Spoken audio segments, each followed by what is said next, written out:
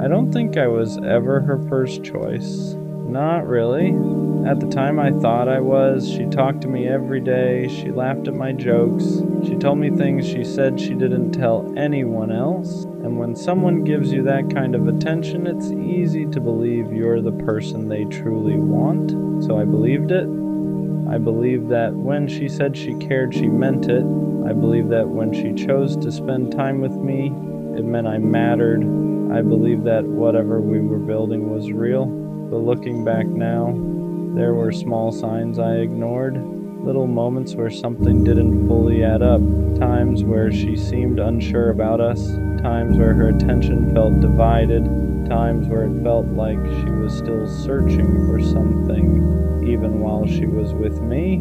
At the time, I brushed those moments off, because when you care about someone, you don't want to believe you're just an option. You want to believe you're the decision. So I stayed patient, I stayed loyal, I kept showing up the same way every day. But the truth is, when someone sees you as their first choice, you don't feel uncertain about it. You don't feel like you're competing with invisible possibilities. You don't feel like their attention could shift at any moment. Being someone's first choice feels stable, it feels clear, and what we had wasn't always clear. There were moments where it felt strong, but there were also moments where it felt like I was trying harder to keep the connection alive. Like I was the one holding the weight of something she wasn't fully sure about, and I didn't want to admit that to myself because nobody wants to believe they're someone's second option. But eventually the truth shows itself, not through words, through choices, and one day her choices made something very clear. I wasn't the person she truly wanted, I was the person she stayed with until someone else felt like a better direction. And that realization hurts in a way that's hard to explain, because it doesn't just break your heart, it makes you question every moment that came before it. Once the idea entered my head that I might not have been her first choice, it was impossible to ignore, because suddenly memories started looking different. Moments that once felt normal started carrying a different meaning. I remember the times she hesitated when talking about the future, the times she seemed distracted when we were together, the times where her energy felt slightly distant, even though she was right there in front of me.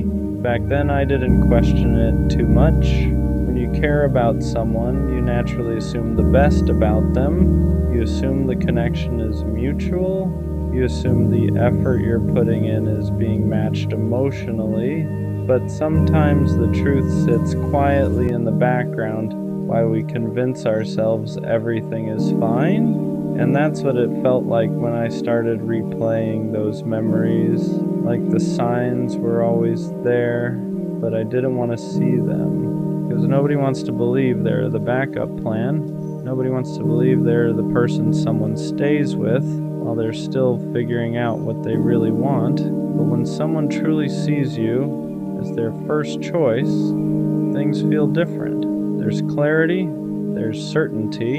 You don't constantly feel like you have to prove why you deserve to be there. You don't feel like their attention might shift if the right opportunity appears.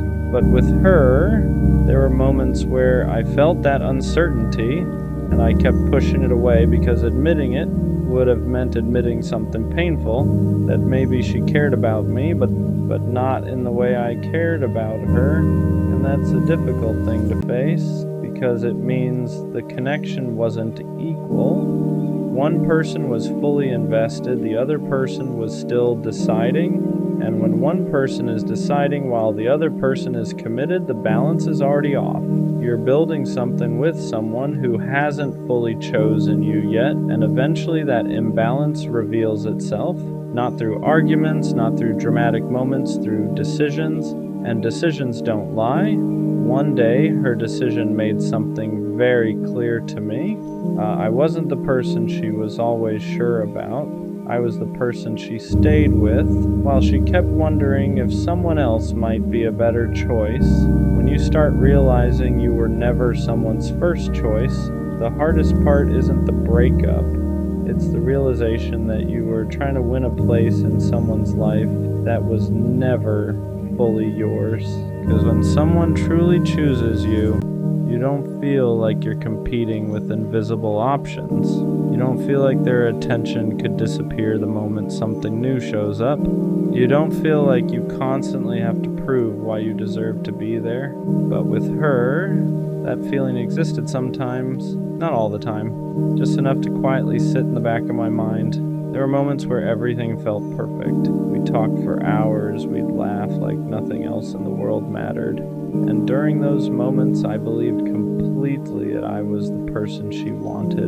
But then there were other moments where she seemed unsure, moments where her energy changed, moments where I felt like I was the one holding the connection together. And the strange thing about being someone's second option is this: they can still care about you, they can still enjoy your company, they can still appreciate what you bring into their life, but deep down, there's a part of them that hasn't fully committed, a part of them that's still wondering, still looking, still asking themselves if there's something else out there that fits them better. And that's a painful place to stand in someone's life, because while you're building something real, they're still evaluating it. You're investing, they're deciding, you're certain, they're uncertain, and when one person is certain while the other person is unsure, the outcome is almost always the same. Eventually, the person who was unsure finds a direction that feels clearer to them. And when that happens, the person who was giving everything suddenly realizes something heartbreaking. They were never the final decision. They were the temporary one. The moment I finally accepted that I was never her first choice, everything started making more sense. For the longest time, I thought the problem was something I did wrong. Maybe I didn't say the right things. Maybe I didn't keep things exciting enough. Maybe I should have noticed the distance sooner. Your mind does that when someone walks away. It starts searching for mistakes you could fix.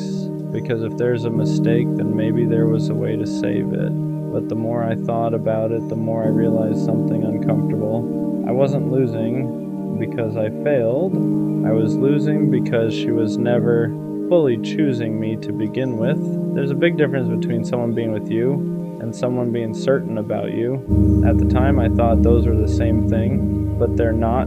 Someone can spend time with you, someone can laugh with you, someone can even care about you, and still not see you as the person they're fully committed to. And when someone isn't fully committed, their heart stays open to other possibilities. That's where the uncertainty comes from. That's why the energy sometimes feels inconsistent. That's why you occasionally feel like you're trying harder than they are, because deep down one person is already sure and the other person is still deciding.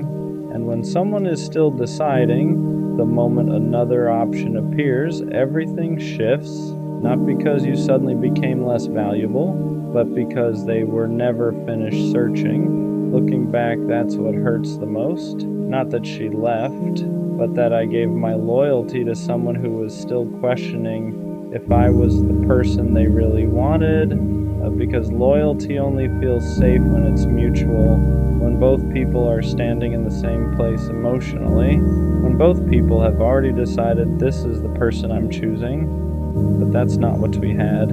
I had already chosen her. She was still deciding if she should choose me, and eventually, she didn't. After that realization hit me that I was never really her first choice, something inside me shifted.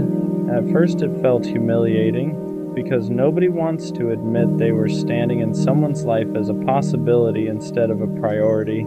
You start thinking about all the effort you gave, all the time you invested, all the patience you showed, all the loyalty you carried for someone who wasn't standing on the same level of certainty. And the painful part is this: while I was building something solid in my mind, she was still deciding whether she wanted to stay.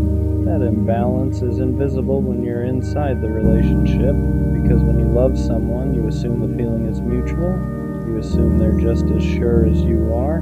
But certainty has a different energy. When someone is sure about you, there's no hesitation. no distance, no quiet sense that you're being evaluated. They don't keep looking around, they don't keep wondering if something better might appear.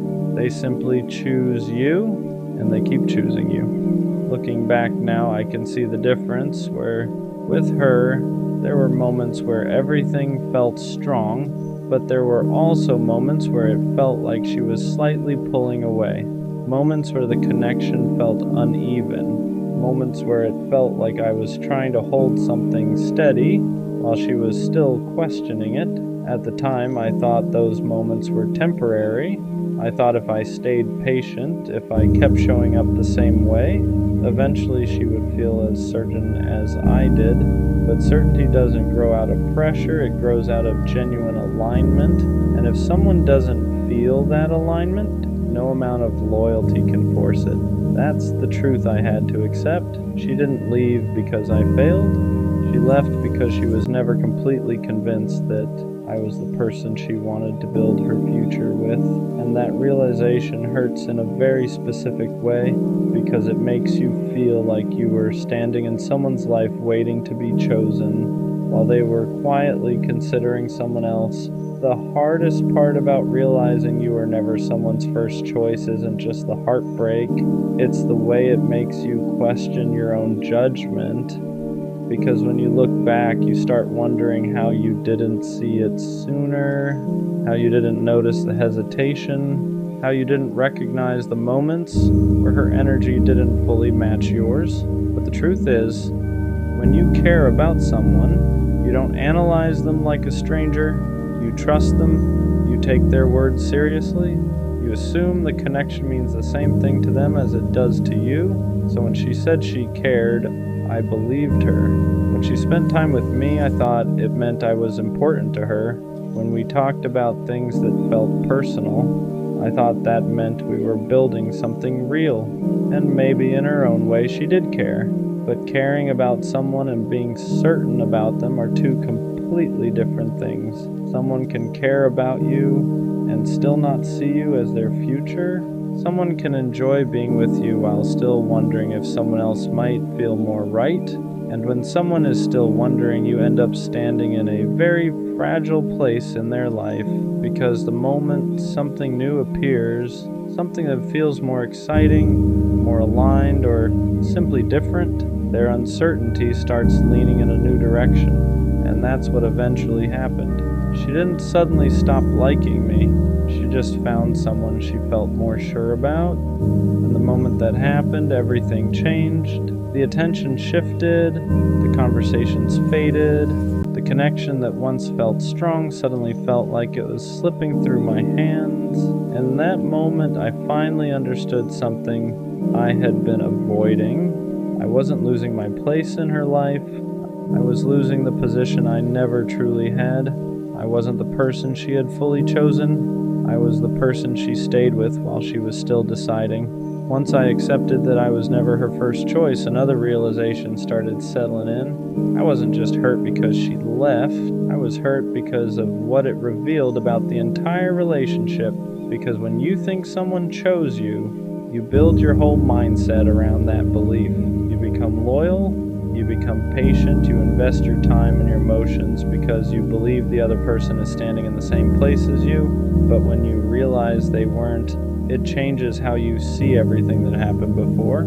I started noticing the imbalance more clearly, the moments where I adjusted my schedule to make time for her, the moments where I tried to fix problems because I thought the relationship mattered equally to both of us. The moments where I stayed calm and patient during times she felt distant.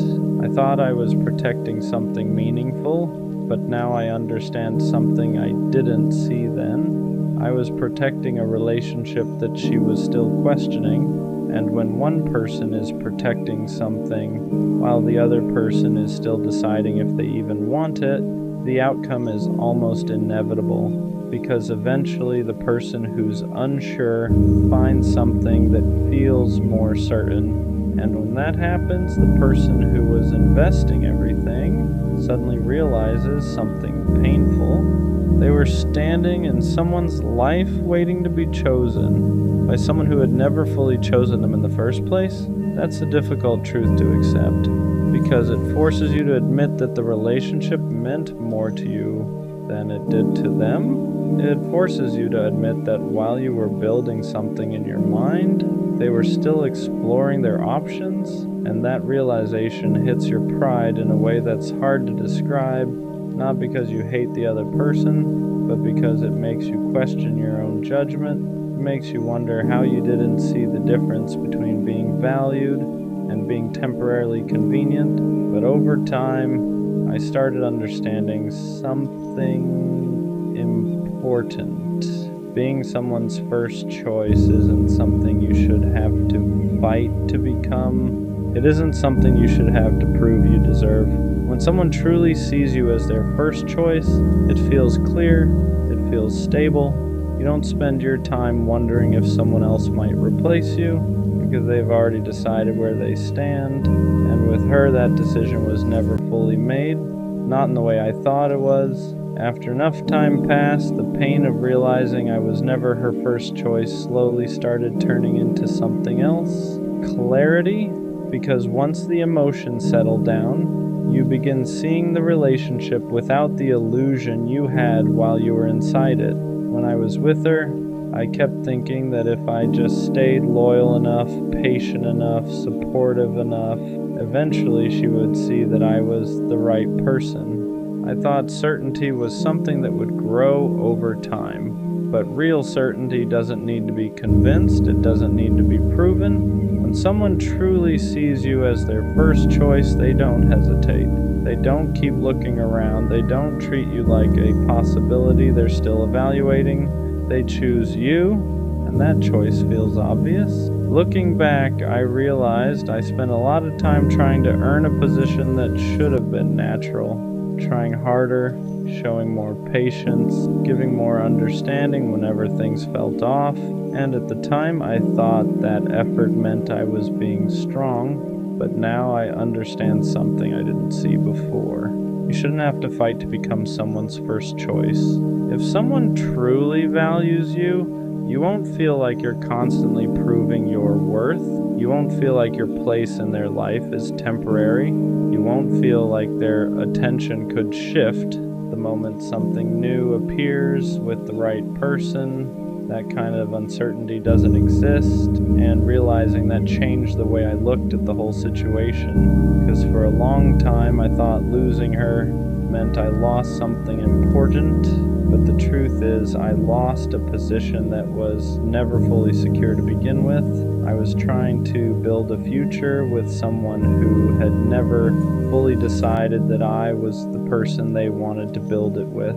And once you see that clearly, the pain starts losing its power, because you realize something important. You didn't lose someone who was fully committed to you. You lost someone who was still searching.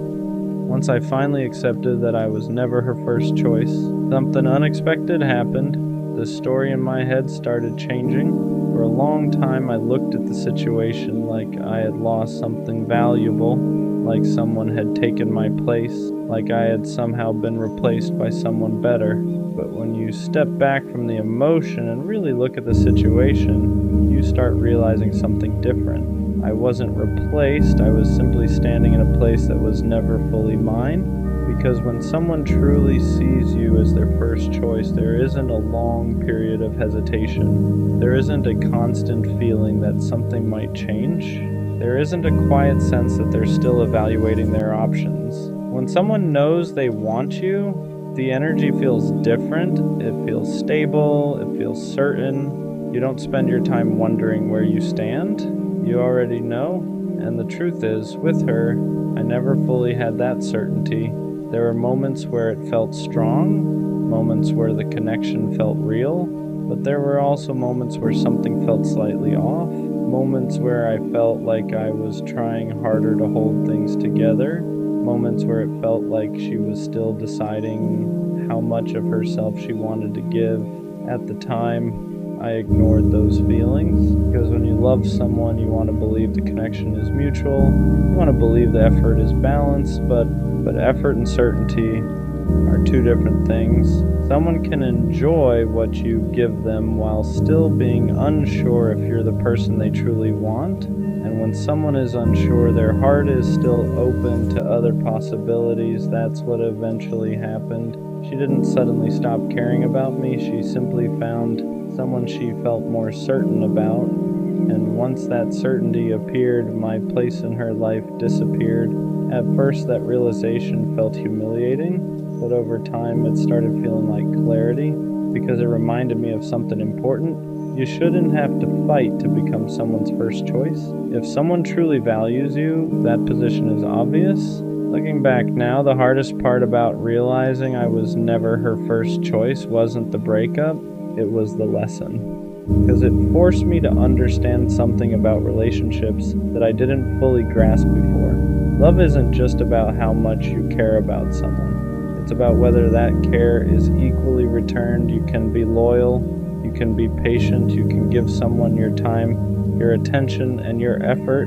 But if the other person hasn't fully chosen you, none of that guarantees they'll stay. And that's a painful truth to learn, but it's also an important one because it changes the way you look at relationships moving forward. It teaches you that being someone's first choice isn't something you should have to earn through constant effort. It should be something they feel naturally, something they decide clearly, something they show through their actions. Because when someone truly chooses you, you won't feel like you're competing with invisible possibilities. You won't feel like their attention could disappear at any moment. You won't feel like you're just temporarily filling a space in their life. You'll feel secure, you'll feel valued, you'll feel chosen, and that's the kind of connection everyone deserves. For a long time, I thought realizing I was never her first choice meant I had lost something important, but now I see it differently. What I actually lost was a situation where I was giving my loyalty to someone who had never fully decided they wanted it, and losing that isn't a failure, it's a redirection. Because one day I'll meet someone who doesn't hesitate, someone who doesn't keep looking for alternatives, someone who doesn't treat my presence like something temporary, someone who chooses me without needing time to decide. And when that happens, the difference will be obvious. Because for the first time, I won't feel like I'm trying to become someone's first choice. I'll simply know that I already am. I owe you an apology. Not the kind that fixes things, not the kind that makes the pain disappear. Just the honest kind. I couldn't meet you where you stood. I didn't show up the way you deserved. I didn't give you my time, my focus, or the version of me you believed in. And I hate that because you didn't ask for much. You just wanted consistency. You just wanted effort. You just wanted me to stay. And the truth is, I didn't walk away because I didn't care. I walked away because I cared and still felt lost. For a moment, you broke through everything I built to protect myself. The walls were down. I was open again. I remembered how to feel without fear, how to love without keeping score. I was that version of myself I thought was gone. Then, reality got loud. Responsibilities piled up. Pressure from the future kept whispering that love wasn't something I had room for right now, that I needed to focus, that I needed to choose progress over emotion. Those thoughts didn't show up once, they stayed. They wore me down. I didn't know how to balance becoming who I needed to be and being who you needed at the same time, so instead of learning how, I ran. And I know saying sorry doesn't undo that. I know explanations don't heal wounds. I know intention doesn't erase impact. I hate that I taught you what love feels like when it leaves. I hate that I entered your life knowing I wasn't ready to stay. You didn't deserve confusion. You didn't deserve half effort. You didn't deserve to be left wondering if you were enough.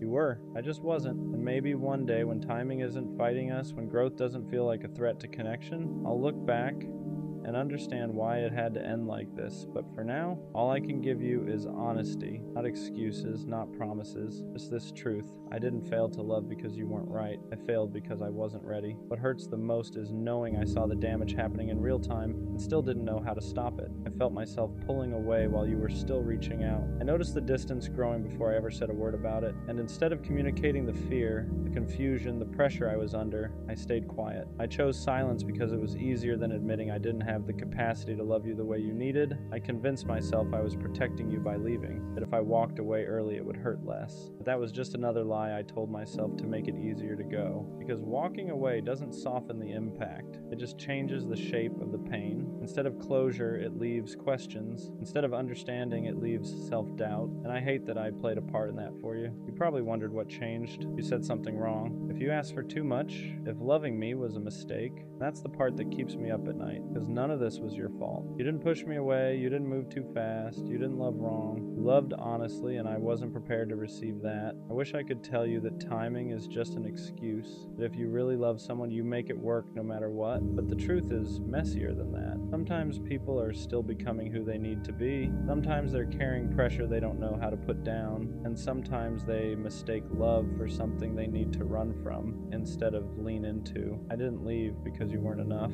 I left because I felt like I was failing at everything at once, and instead of asking for patience, I chose distance. I know apologies don't fix what's broken. I know understanding doesn't erase the hurt, but if there's one thing I hope you never forget, it's this. You didn't lose me because you loved too much. I lost you because I didn't know how to stay. There's a weight that comes with being the one who leaves. People think the person who walks away always has it easier. But that's not true. Walking away doesn't mean you stop feeling. It just means you carry the guilt quietly. You replay moments where you should have stayed, moments where you should have fought harder, moments where you almost turned around but didn't. I still think about the way you looked at me when you trusted me, the way you believed in something I wasn't brave enough to hold on to. That kind of trust stays with you. It doesn't disappear just because the relationship ended. It becomes a reminder of what you weren't ready to protect. I know from the outside it probably looks like I chose myself, like I chose my future over you, but it never felt like a clean choice. It felt like failing two things at once, losing you and losing the version of myself that finally felt understood. I didn't walk away empowered, I walked away conflicted. Some nights I wonder what would have happened if I stayed,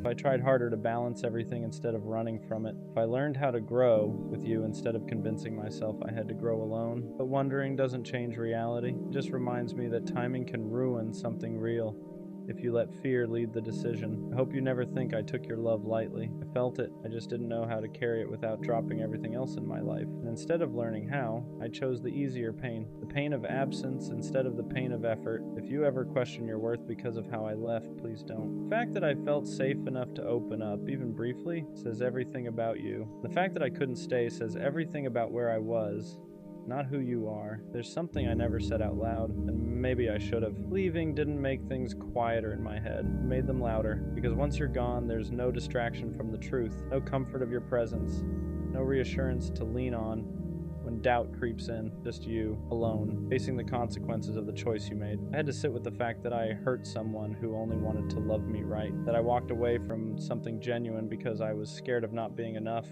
in the future I was chasing. And fear has a way of disguising itself as logic. It tells you you're being responsible, when really you're just running. I told myself I'd come back when things settled down, when life felt more manageable, when I had my priorities straight, but life doesn't pause to give you a second chance at people. And by the time you realize what you lost, the door is usually already closed. What I regret most isn't just leaving. It's not explaining myself fully while I was still there. I didn't give you the clarity you deserved. I let you fill in the blanks on your own, and that's unfair. Silence leaves room for self-blame, and you never deserve to carry that. You probably questioned if the love was real, if the moments meant anything. They did, every single one. The meaning alone isn't always enough to keep two people together when one of them doesn't know how to stay grounded. I'm learning now that growth doesn't have to come at the cost of connection, that ambition and love aren't enemies, that sometimes the bravest thing isn't walking away, but learning how to hold two things at once. I just wish I learned that lesson sooner. The hardest part to accept is that some lessons only make sense after the damage is done. I didn't understand back then that love isn't something you pause and come back to later.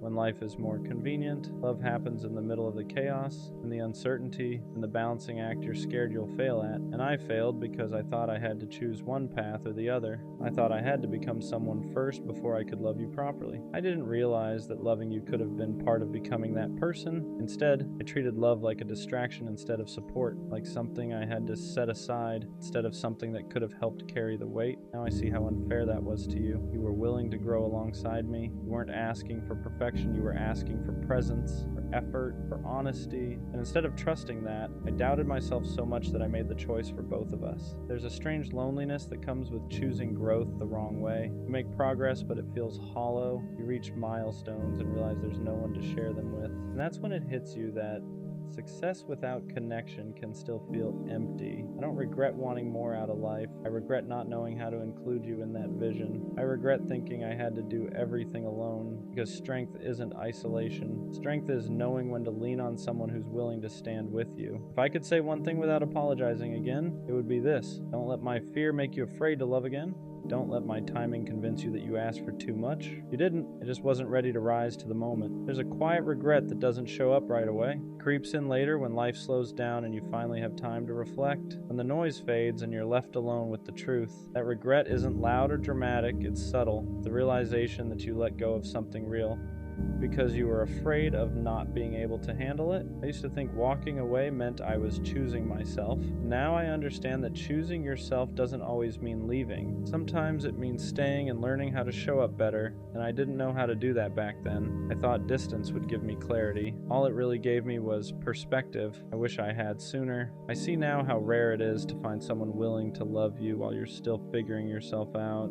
Someone patient enough to stand beside you without demanding you have everything together. And I walked away from that because I didn't believe I could be both growing and loving at the same time. There are moments I want to reach out, to explain everything I didn't know how to say before, but I don't, because reopening wounds for my own peace wouldn't be fair to you. Some apologies are meant to stay unspoken, carried quietly as lessons instead of words. I hope you found someone who meets you with the same energy you gave, someone who doesn't hesitate, someone who chooses you without second guessing. And if you haven't yet, I hope you at least learned that the love you offer is rare. The way you care isn't something everyone can handle, but the right person will treasure it. As for me, I'm learning that readiness isn't something you wait for.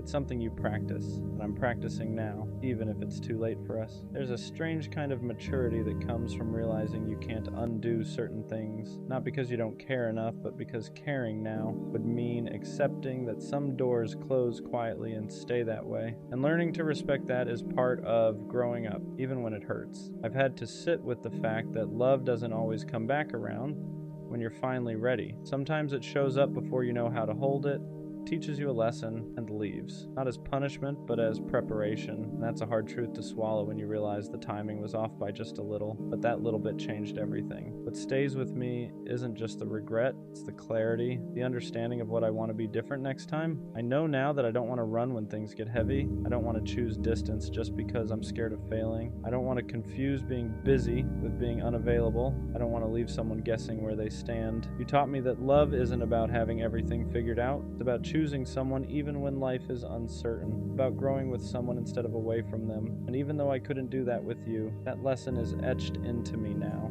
I hope you never look back and think you weren't enough. You were more than enough. You were just early, and sometimes early still hurts like loss. There are people we don't end up with who still change the trajectory of our lives. You were one of those people for me, and even if our story didn't continue, it mattered. It always will. This is where I finally stop apologizing and start accepting. Accepting that some connections aren't meant to be fixed, revisited, or explained away. They're meant to be learned from and released. Holding on to guilt doesn't change the past, and holding on to hope doesn't rewrite the ending. All it does is keep you stuck in a moment that already passed. I didn't lose you because love wasn't real. I lost you because timing, fear, and growth didn't align. And as painful as that is to admit, it's also freeing, because it allows me to move forward without pretending I was the victim or the villain. I was just someone who didn't know how to stay yet. You don't owe me forgiveness, you don't owe me understanding, and I don't expect you to remember me kindly. All I hope is that you remember the love for what it was. Honest, real, human, even if it couldn't last. I carry this with me now.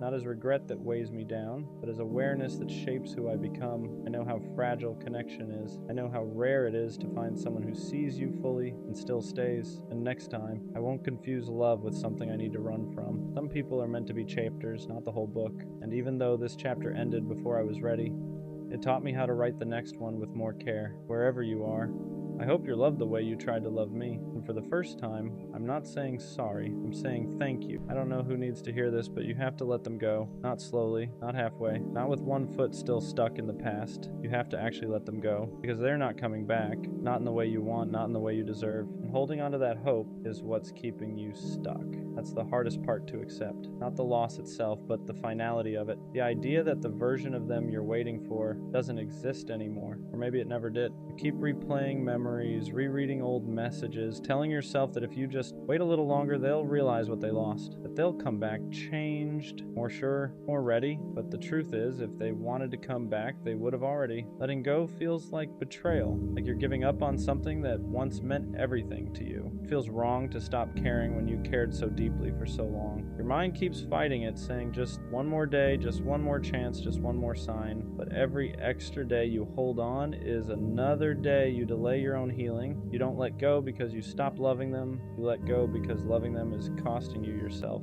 your peace, your sleep, your confidence, your ability to be present. You've been living in a constant state of waiting for a text, waiting for clarity, waiting for closure that isn't coming, and that waiting has slowly been draining you. Here's what nobody tells you. Closure doesn't always come from a conversation. Sometimes closure is realizing that silence is the answer, that their absence is the explanation, that the confusion you feel is the clarity you've been avoiding, because someone who truly wants to be in your life won't make you question where you stand. You keep thinking that letting go means nothing good will ever replace what you lost, that you missed your chance, that this was the one. That's grief talking, not truth. Grief narrows your vision, makes the past feel bigger than the future. It convinces you that the best days are behind you, when in reality they haven't even happened yet. Letting go doesn't happen all at once. It's a series of small, painful choices. Choosing not to check their profile, choosing not to reread old messages, choosing not to fantasize about a version of them that no longer exists, choosing yourself, even when it hurts. And yeah, it's a hard pill to swallow, one of the hardest. But the sooner you swallow it, the sooner you can breathe again. The sooner your life starts moving forward instead of replaying the same chapter over and over. Good things are going to come again, I promise you that. But they can't find you if you're still emotionally living somewhere you no longer belong. Right now, it probably feels impossible to believe that anything good could come after this. When you lose someone you were attached to, your world shrinks. Your future starts looking empty, quiet, unfamiliar. You measure everything against them. Every laugh feels weaker. Every conversation feels forced. Every good moment feels incomplete because they're not there to share it with. That's normal. Your brain is grieving what could have been, not just what was. You're mourning the plans you never got to live out, the version of the future you built in your head, the comfort of having someone to lean on. And when that disappears, your mind panics. It tells you this was it. This was your chance. You won't feel like this again. But that voice isn't truth. It's fear. Fear tries to convince you that staying attached is safer than starting over, that even pain you recognize is better than uncertainty. So you cling to what's familiar even when it hurts you, even when it drains you, even when it keeps you stuck in the same emotional place you've been in for too long. Letting go feels like stepping into darkness. You don't know what's on the other side yet. You don't know who you'll become without them. You don't know how long it'll take to feel okay again, and that uncertainty is terrifying. But staying where you are guarantees one thing: nothing changes. You don't heal by holding on tighter.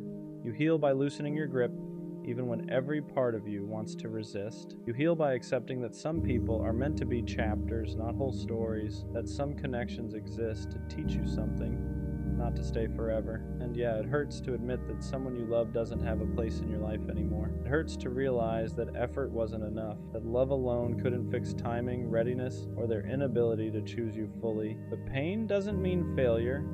Pain means you cared. Pain means you were real. You're not weak for struggling to let go.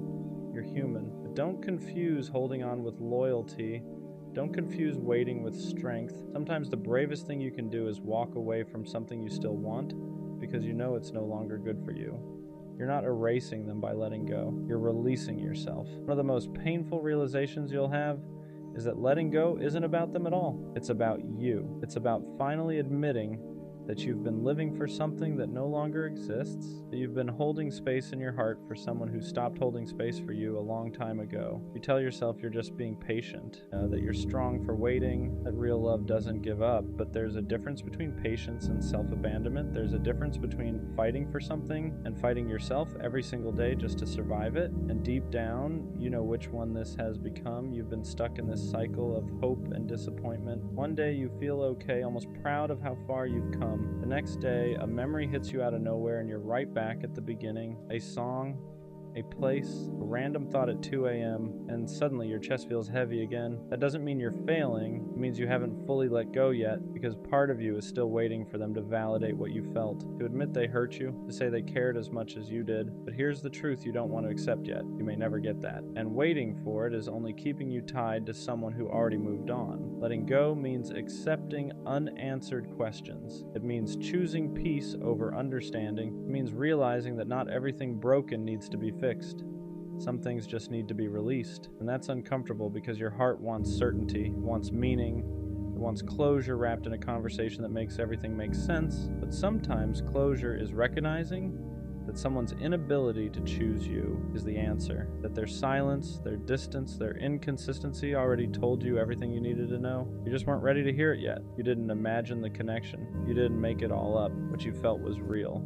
But real feelings don't guarantee a real future, and holding on to that distinction is one of the hardest lessons you'll ever learn. You're not behind for struggling with this, you're not weak for missing them, but you are allowed to stop suffering for someone who isn't suffering without you. There comes a moment where you have to be honest with yourself about what you're really holding on to. Is it them, or is it the version of them you created in your head? The version that would have changed, the version that would have stayed, the version that would have finally chosen you the way you needed, because most of the time, that's what keeps you stuck. Not reality, but imagination. You fell in love with potential, with what could have been. If things were different, if timing was better, if they were more emotionally available, if they wanted the same future you did, but you can't build a life on ifs, and you can't heal while you're still negotiating with the past. Your heart keeps saying just a little longer. Your mind keeps saying maybe one more chance, but your body is exhausted, tired of carrying the weight, tired of the anxiety, tired of waking up every day with the same ache in your chest. That's your sign. Not everything that hurts is meant to be held on to. Letting go doesn't mean you pretend it didn't matter. It mattered deeply. That's why it hurts, but there's a difference between honoring what you felt and imprisoning yourself in it. You're allowed to acknowledge the love without chaining yourself to the loss. And here's something important. Moving on doesn't mean you'll forget them. You won't. Certain people leave marks on us, but those marks don't have to control where we go next. They can be reminders instead of wounds, lessons instead of anchors. Right now you're still looking backward, trying to make sense of something that already ended, but life doesn't unfold in reverse. There are people you haven't met yet,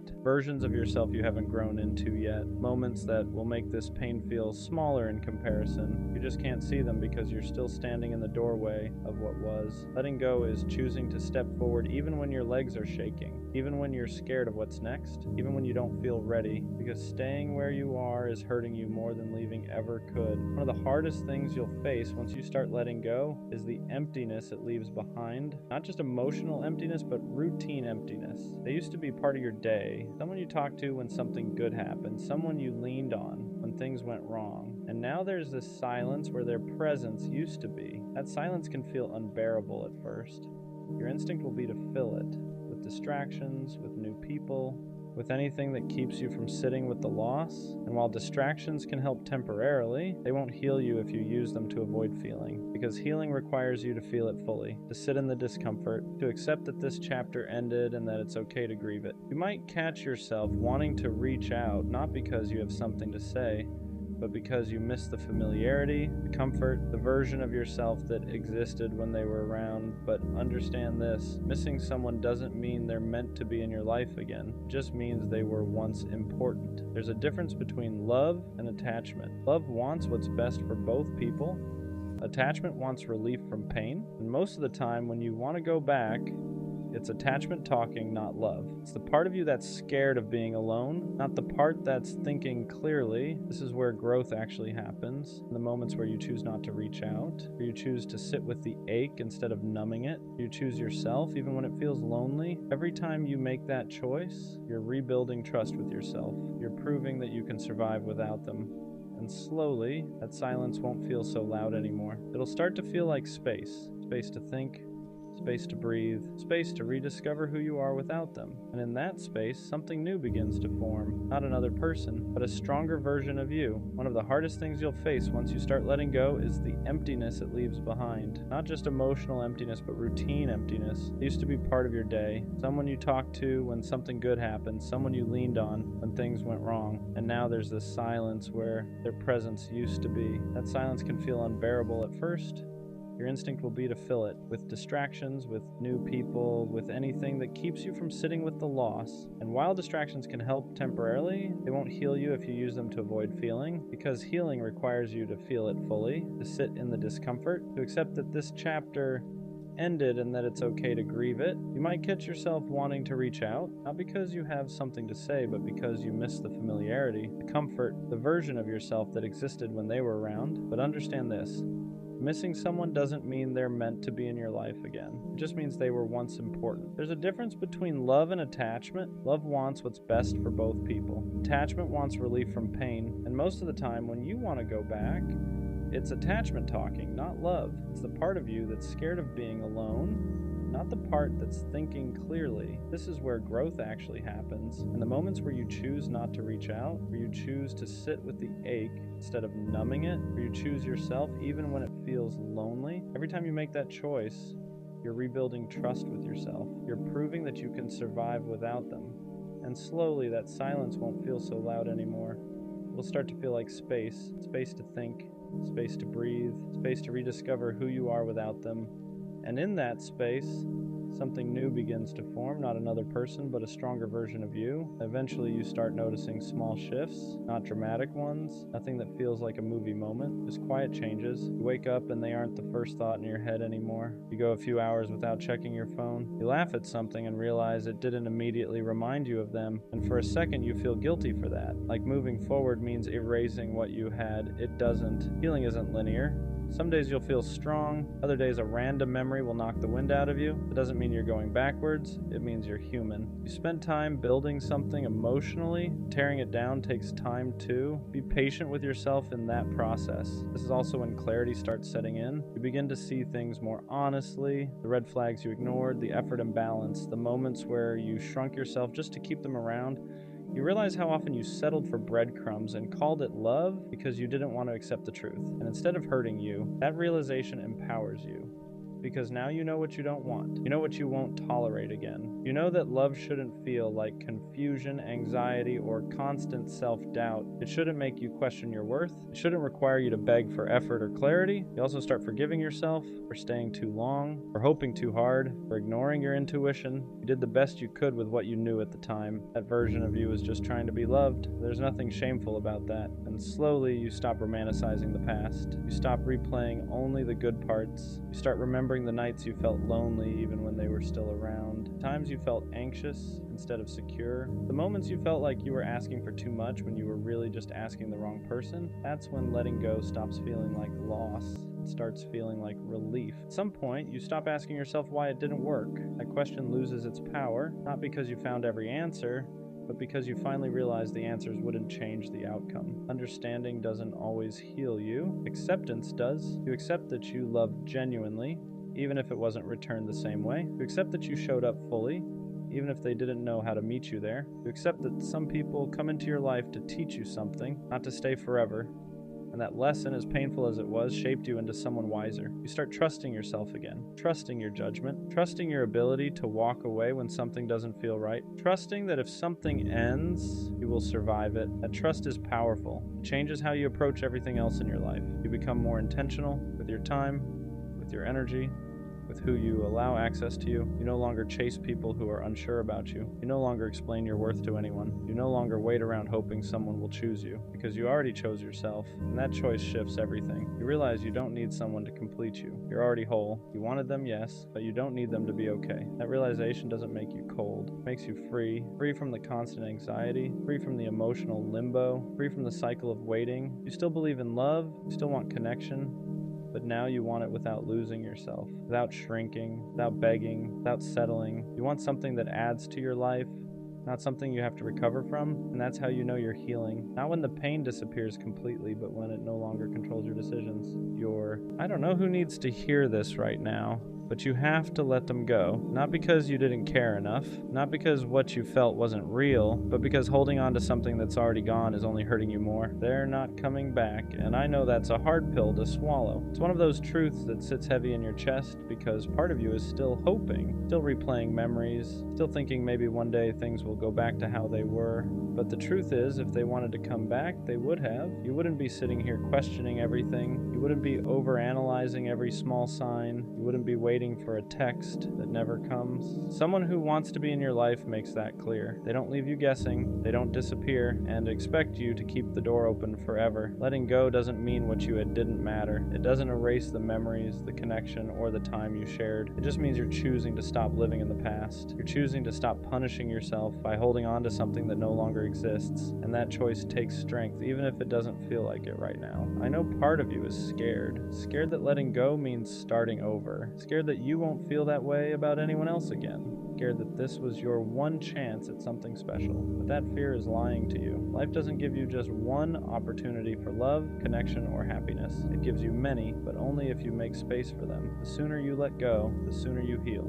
The sooner you stop checking their page, rereading old messages, and asking yourself what you did wrong, the sooner you start moving forward. And moving forward doesn't mean forgetting. It means accepting. It means allowing yourself to grow past this version of your life. Good things are going to come again, not the exact same things, not the same person, not the same situation, but something new, something healthier, something that won't leave you feeling confused, unchosen, or stuck. I promise you that. So let this be your reminder. You don't need to keep holding on to prove how much you cared. You've done enough. It's okay to release what no longer serves you. Sometimes the bravest thing you can do is finally say goodbye, even when part of you still wishes they'd stay. You know that one friend who always looks fine on the outside? The one who never really asks for help? The one who somehow holds everything together without making a sound? They're the one who cracks jokes when the room feels awkward, the one who lightens the mood when things get heavy, the one who says, "I'm good," so casually that nobody questions it, but if you look closely, their eyes tell a different story. They're always there, always listening, always giving advice, always making time. If someone's hurting, they show up. If someone needs comfort, they provide it. If someone feels lost, they help them find direction. They became the glue without ever asking to be. And over time, they learned something dangerous. They learned that people rely on them being strong. They learned that when they show pain, it makes others uncomfortable, so they stop showing it. They mastered the art of looking okay. You don't see how tired they really are. You don't see the nights they sit in silence, staring at nothing, trying to keep themselves from falling apart. They laugh, but it's lighter now. They smile, but it doesn't reach the same place as it used to. They say they're just tired, when in reality they're exhausted in ways sleep can't fix. They learned how to bottle everything up, how to swallow emotions mid-sentence, how to carry pain quietly so no one else has to deal with it, because they don't want to be a burden. They don't want to ruin the mood. They don't want to take up space. So they shrink themselves emotionally, even while holding space for everyone else. And the craziest part, they're not asking to be saved. They don't want attention. They don't want pity. They don't want grand gestures. They just want someone to notice, someone to really ask how they're doing and actually stay for the answer. Someone to notice that their laughter sounds a little forced lately, that their messages are shorter, that they're physically present but mentally somewhere else. Someone to say, you don't have to be strong right now, because being the strong one gets lonely. You carry everyone else's weight and still feel guilty for having your own. You feel like you don't have permission to fall apart because everyone else depends on you staying together. But even strong people need rest. Even strong people need to cry. Even strong people need reassurance. Strength doesn't mean never breaking. It means breaking quietly and still showing up. And that's not fair. So if you have that friend, the one who's always okay, the one who never complains, the one who holds everyone else together, check on them, not with a quick, "You good?" Not with a surface level question. Check on them with presence, with patience, with a real conversation. Because sometimes the people who seem the most okay are the ones who need love the most. And sometimes all it takes is one person finally seeing them for the weight they've been carrying alone Don't waste your teenage years obsessing over love. It's easy to fall into that trap. You watch movies, shows, social media, high school sweethearts, perfect relationships, young love that looks magical from the outside, so you start thinking you need that too. Like, if you don't experience love early, you're missing out on something important, so you chase it. You talk to people just to not be alone. You stay in situations that don't feel right just so you can say you're with someone. You keep trying to make things work that clearly aren't working, and slowly, without realizing it, it starts tearing you down. Your confidence drops, your sense of self gets blurry, you stop knowing who you are outside of liking someone or wanting to be liked back.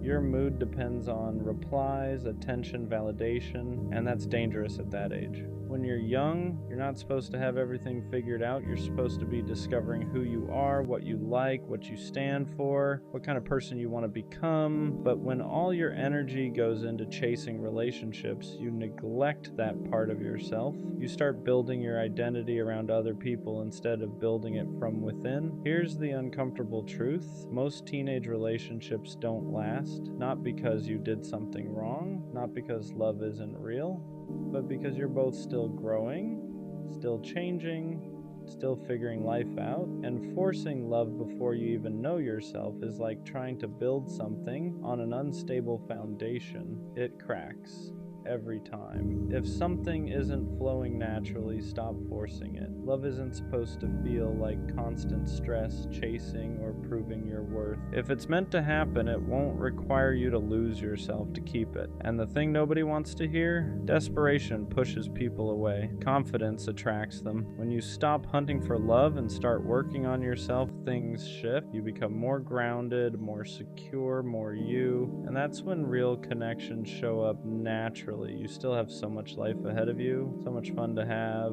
so many experiences that don't revolve around relationships. Don't let anxiety over love rob you of your youth.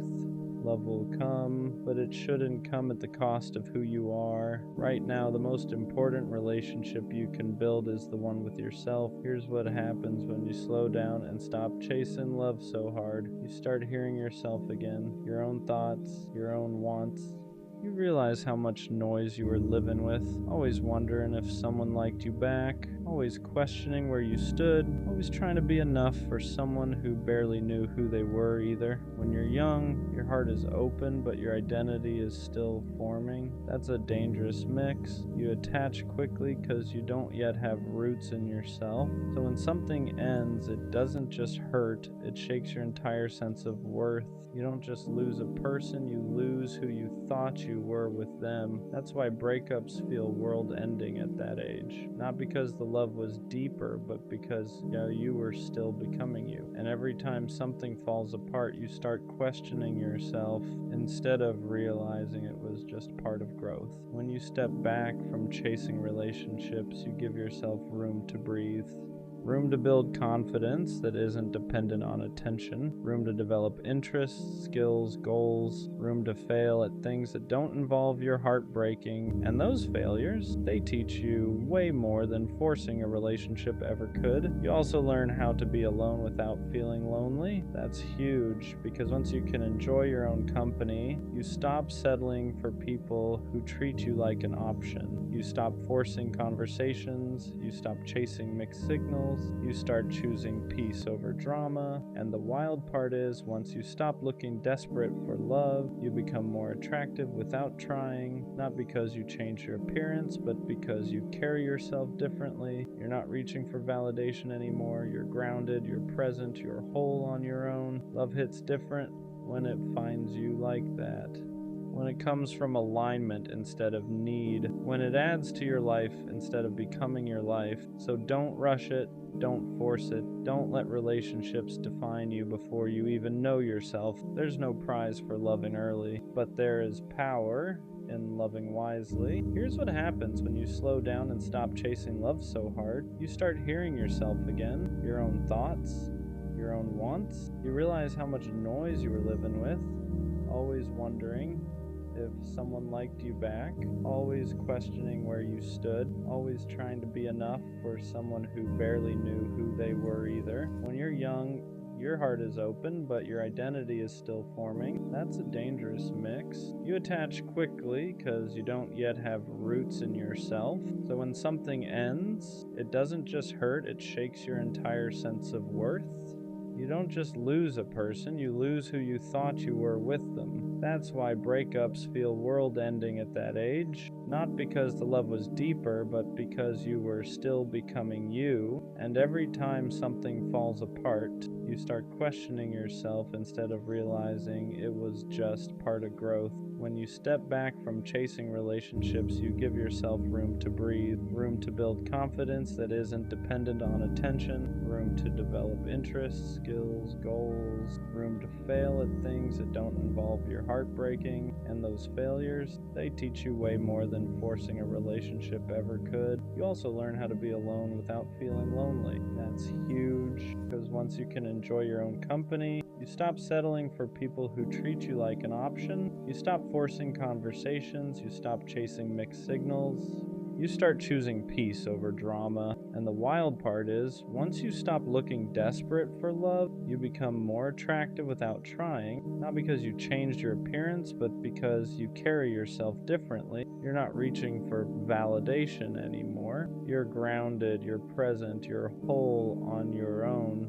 Love hits different when it finds you like that, when it comes from alignment instead of need, when it adds to your life instead of becoming your life. So don't rush it, don't force it, don't let relationships define you before you even know yourself. There's no prize for loving early, but there is power in loving wisely. The truth is, love isn't something you're late to. There's no deadline where if you don't find it by a certain age you've failed. That pressure is made up. It comes from comparison, from watching other people's highlights and assuming they're ahead of you. But everyone's path is different, and forcing yourself to keep up only makes you miss what's right in front of you. When you focus on yourself first, something happens. You stop romanticizing every connection. You stop projecting futures onto people who haven't even earned a place in your present. You start asking better questions, not just, do they like me? And do I even like how I feel around? That shift changes everything. You realize that love shouldn't drain you.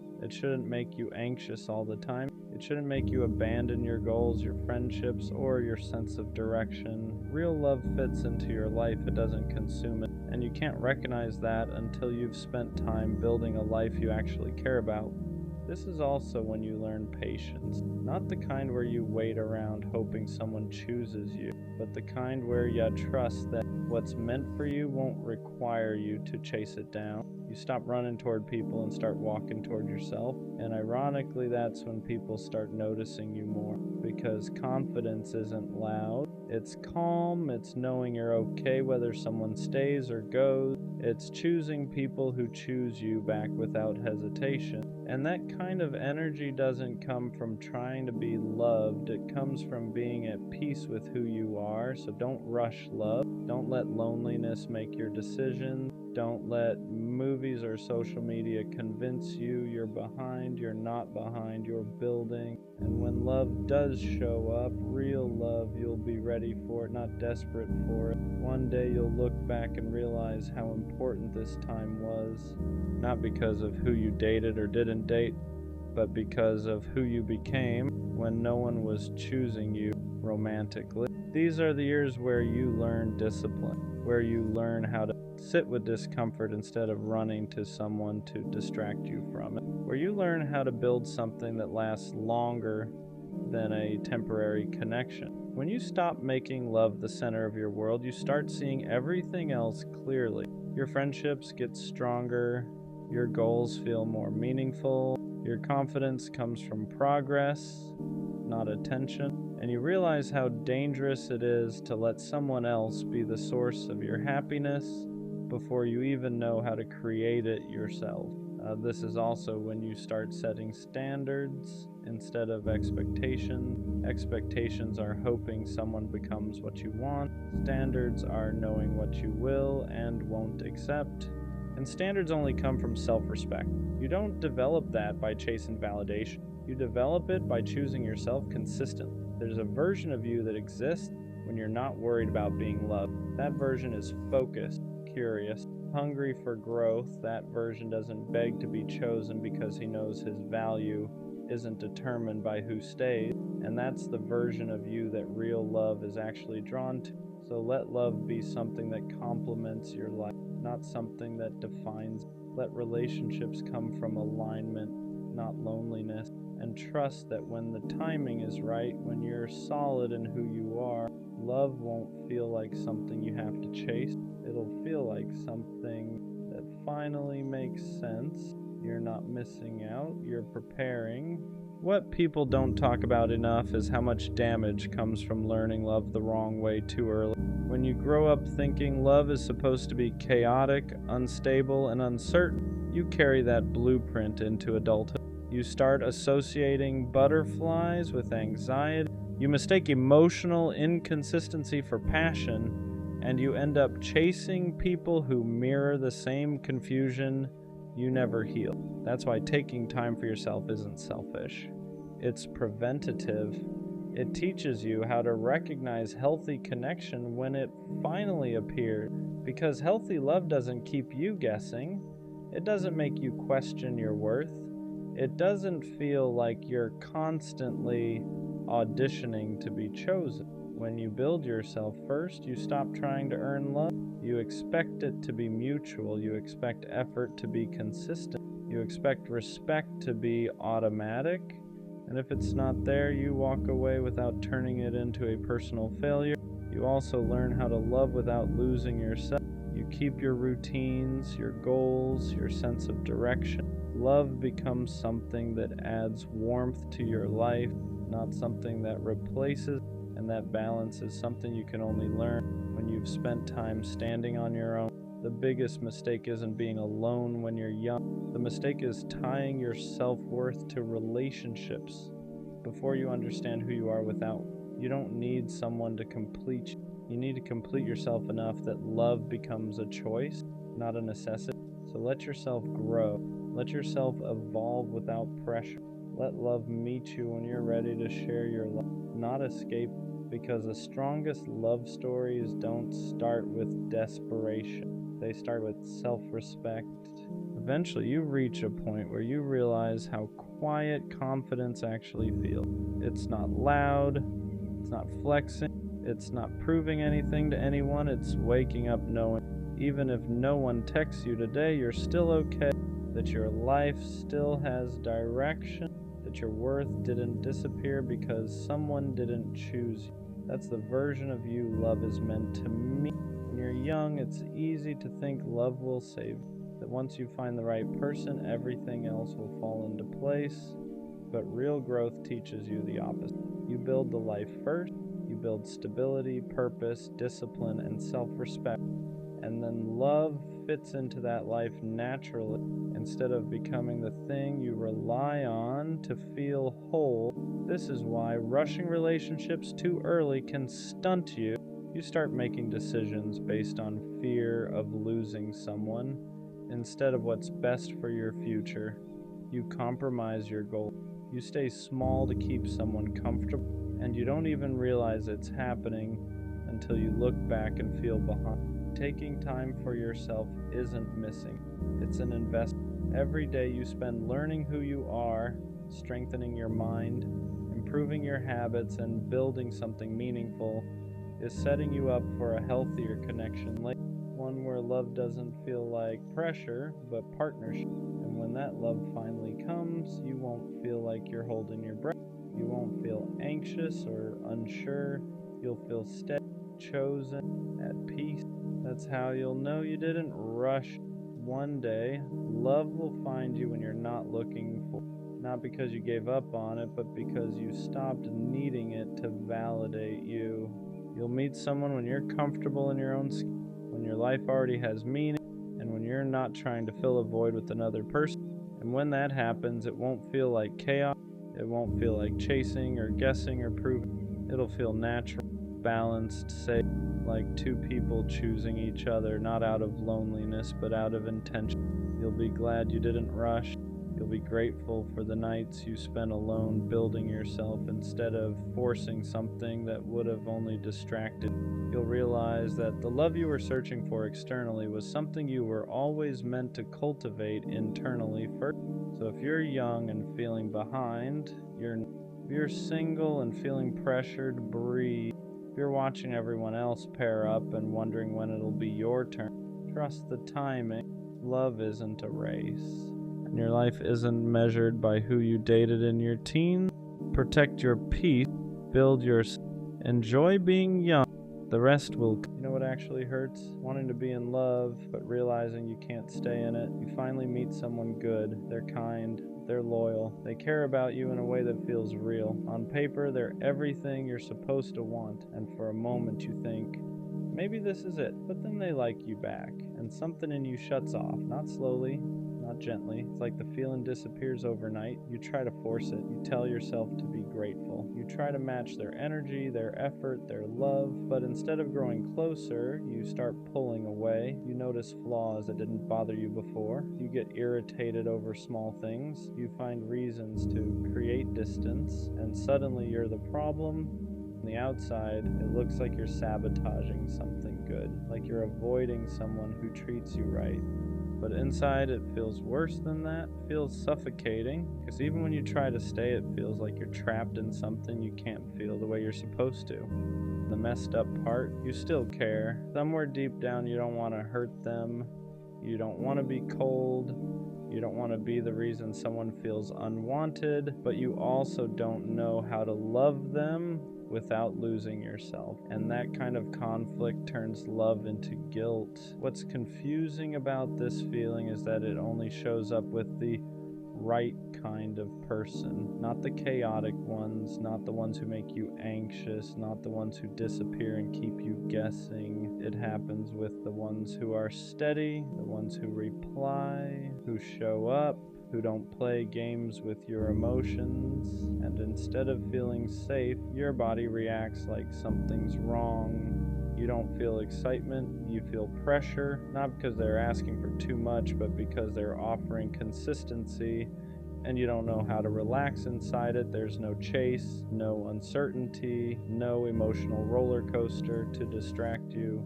So your mind starts searching for escape routes. You tell yourself you're bored, that the spark is gone, that something feels off, and even if you can't explain why. But deep down, it's not disinterest, it's unfamiliarity, because when you're used to love being unstable, peace can feel empty. And when you're used to earning affection, being chosen freely can feel undeserved. So instead of leaning in, you pull away, you create distance so you can breathe again, not because they're hurting you, but because closeness is touching something unhealed. And that's the part nobody prepares you for.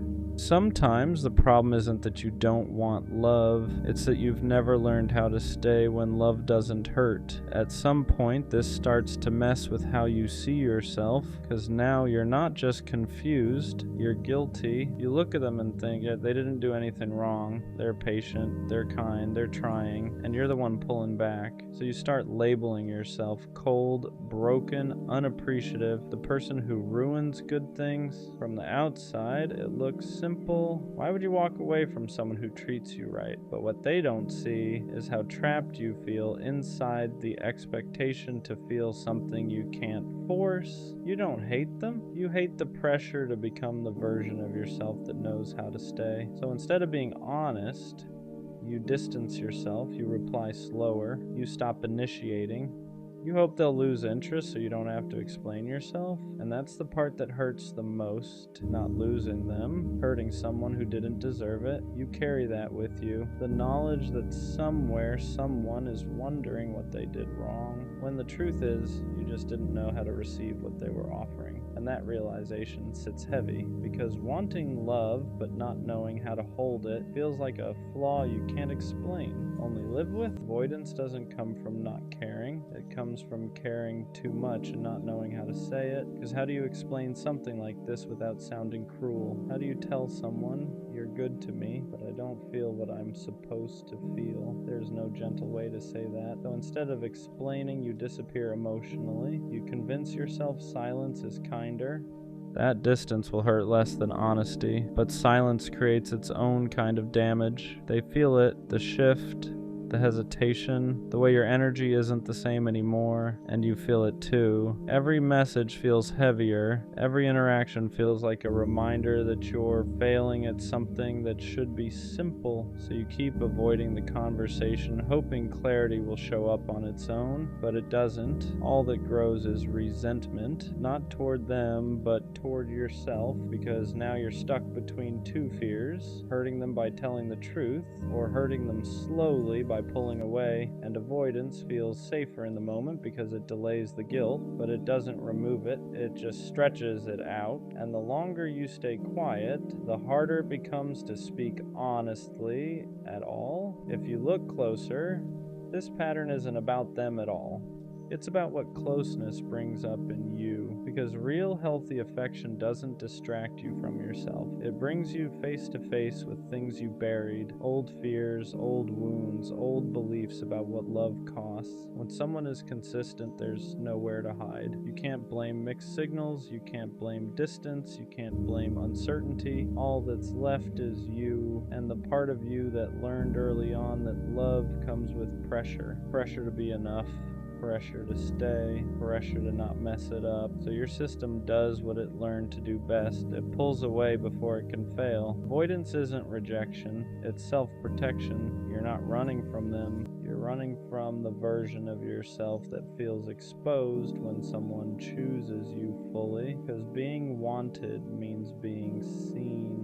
And being seen means being vulnerable in ways you never learned were safe. So your mind flips the switch. You call it disinterest, you call it boredom, you call it not feeling it, but underneath all of that is fear, not of losing them, but of losing control. Eventually a realization starts to creep in. This isn't about love failing, it's about healing that hasn't happened yet. Because when someone offers you something real, it presses on the places you never finished healing, not because they're doing anything wrong, but because closeness exposes what avoidance kept quiet. Love asks questions you've been dodging. It asks you to be present. It asks you to trust consistency. It asks you to stay when things feel uncomfortable instead of dramatic. And if your past taught you that love comes with loss, your body reacts before your mind can explain it. So instead of leaning in, you shut down, not because you don't care, but because caring activates fear, fear of dependency, fear of responsibility, fear of becoming someone who needs another person, because somewhere along the way, you learned that needing someone meant giving them the power to hurt you. So when love shows up calm and steady, your nervous system mistakes it for danger, and you don't realize what's happening until later, after you've already pulled away, after you've already created distance, after you've already blamed yourself. But this moment matters because once you see that this isn't disinterest, it's unhealed fear, you stop calling yourself broken, you start calling it what it is, a signal. Once you see the pattern, something changes, not overnight, not perfectly, but you stop running on autopilot. You start noticing the moment your body wants to pull away, the urge to detach, the instinct to create distance the second things feel real, and instead of obeying it immediately, you pause. You ask yourself, am I actually uninterested, or am I uncomfortable? That question alone changes everything, because discomfort isn't a red flag, it's a signal. It tells you something important is happening, something unfamiliar, something that requires presence instead of escape. So instead of disappearing, you stay a little longer. You don't force feelings, you don't fake certainty. You just allow yourself to exist inside the discomfort without punishing it. You start choosing honesty over avoidance, not brutal honesty, gentle honesty. I'm confused, I'm scared, I don't know what I'm feeling yet. And for the first time, connection doesn't feel like a trap, it feels like practice. Practice staying, practice communicating, practice letting someone see you without immediately taking that away. You realize something important here. You don't have to feel everything at once. You don't have to be sure. You just have to stop abandoning yourself the moment love asks you to be present. At the end of all this, you start to understand something clearly. Love was never the problem. Fear was. Fear was the thing turning care into pressure. Fear was the thing making peace feel boring. Fear was the thing convincing you that pulling away was safer than staying. When fear stops leading, love feels different. It's quieter, slower, less dramatic. It doesn't hit like chaos. It doesn't demand certainty right away. It doesn't make you feel trapped. It gives you space to exist without disappearing. Real love doesn't ask you to force feelings. It doesn't punish confusion. It doesn't make you feel like you're failing for needing time. It lets you grow into it, and when you stop running, you realize something important. Caring doesn't mean losing yourself. Staying doesn't mean being stuck. And choosing someone doesn't mean giving up control. It just means you're present. You're allowed to learn how to love differently than you were taught. You're allowed to take it slow. You're allowed to feel unsure without self-sabotaging. And most of all, you're allowed to stop hating yourself for struggling with something you were never shown how to do safely, because the moment love stops being about fear is the moment it finally starts feeling real. I don't care how corny it sounds, I'll never stop being a lover boy. Not until I get the kind of love I've always imagined, the kind where there is no one else, no distractions, no half interest, just one person in a world that feels smaller because of it. I want that kind of love where it doesn't wander, where nobody else even registers, where loving them feels natural, not forced. The kind of love that feels cinematic without trying. Just two people driving nowhere, standing in open fields, traveling for no reason other than wanting to be together. The kind of love you don't just feel in your chest, you feel it in your soul, hot, intense, alive. And I don't understand how people walk around acting indifferent to that. Love is something casual, like it doesn't matter, because love is everything. Sharing the world with someone, learning their habits, knowing their moods, understanding them in ways nobody else does. Going from strangers to someone you can't imagine life without, there's nothing like it. And yeah, love comes with risk, heartbreak, loss, pain, but I'm here for all of it, because if that's the price of loving deeply, I'll pay it. I'll take the heartbreak, I'll take the uncertainty, I'll take the risk. The lover boy in me isn't dying. It can't. What makes it hard sometimes isn't loving deeply. It's loving deeply in a world that pretends not to care. People act like being attached is embarrassing, like wanting someone fully is something you should hide. They call it nonchalant. They call it cool. They call it protecting yourself. But to me, it just feels empty. I don't want love that's casual. I don't want half interest. I don't want to act like I wouldn't be crushed if I lost someone I care about. I want to feel it. I want the kind of love where my heart is all the way in. No exits, no backups, no pretending. And yeah, that makes me vulnerable. It means I get hurt easier. It means I feel things more intensely, but I'd rather feel everything than live numb just to look unbothered, because loving deeply isn't weakness, it's courage. It takes guts to say I want you fully. I'm choosing you. I'm not scared to care. And maybe that's why it feels lonely sometimes, because not everyone is built to love like that. But I am. And I'm not going to dull that part of me just to fit into a world that treats love like it's optional. Loving this way hurts more because you don't do it halfway. You don't keep one foot out the door. You don't love with conditions. You don't calculate how much to give. When you fall completely. And that means when things don't work out, it hits harder. You don't just lose a person, you lose the future you already imagined, the places you pictured going together, the version of yourself that only existed with them. People say, I don't get your hopes up, protect your care less, but that's never been you. You don't know how to want someone quietly, you don't know how to love without meaning it, and you don't want to learn, because even when it hurts, loving deeply still feels better than than pretending you don't care. Yeah, heartbreak changes you. It slows you down, makes you cautious for a while, but it never kills that part of you that believes in something more. And that's the difference. Some people close their hearts after pain.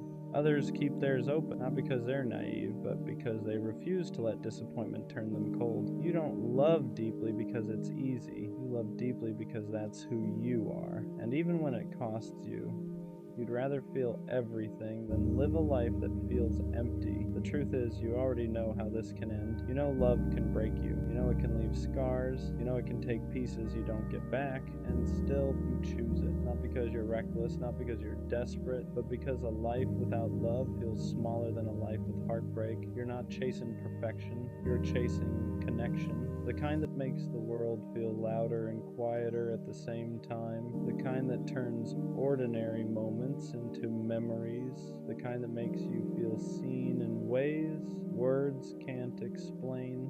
People say love like that is unrealistic, that it only exists in movies or stories, but you've felt glimpses of it, enough to know it's real, and once you've felt that, you can't pretend you don't want it anymore. So yeah, you risk it again, you open your heart again, you believe again, not because you forgot the pain, but because you decided it wasn't stronger than your capacity to love. Being a lover boy doesn't mean you ignore reality, it means you face it and still choose love anyway. When you say you want that kind of love, you're not talking about perfection, you're not chasing fantasy or some unrealistic fairy tale ending. You're talking about presence, the kind of love where you don't feel alone even when you're silent, where being together feels natural, not forced, where effort doesn't feel like work.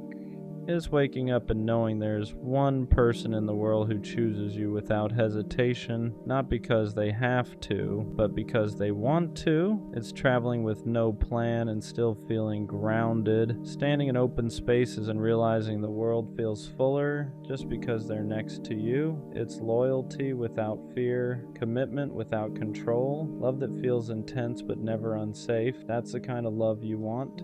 Not obsession, not possession, connection. The kind where you don't question intentions, you don't wonder where you stand, you don't compete with distractions, you're just there, fully, openly chosen, and wanting that doesn't make you unrealistic, it makes you honest. Because once you know how deeply you can love, you stop settling for anything that asks you to dim that fire. Waiting doesn't scare you, settling does.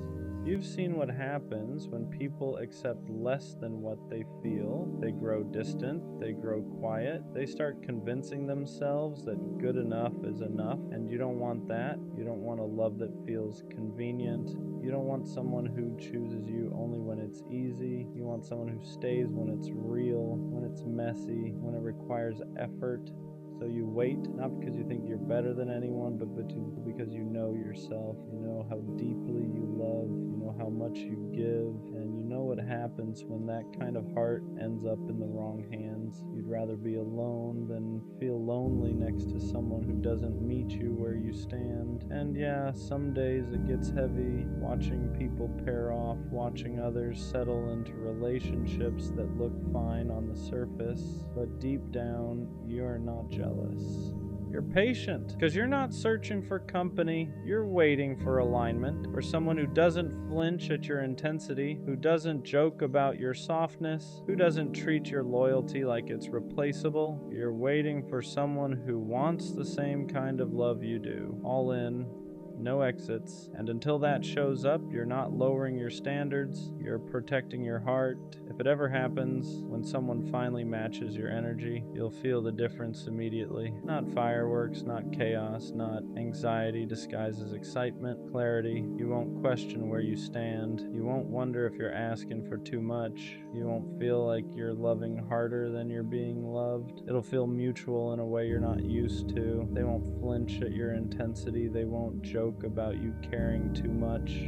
They won't act overwhelmed by the way you love. They'll meet it. Your effort won't scare them. It'll reassure them. Your loyalty won't feel rare. It'll feel natural. And the craziest part, you won't feel like you're chasing anything. No convincing. No proving, no waiting for them to catch up emotionally. They'll already be there. And suddenly, all that waiting makes sense. All the times you didn't settle, all the times you walked away, all the times you chose being alone over being half-loved. You'll realize you weren't asking for too much. You were just asking the wrong people. When someone finally loves you the way you've always loved others, it won't feel overwhelming. It'll feel right. At the end of everything, after the waiting, the heartbreak, the disappointment, the almost, one thing never leaves: your capacity to love.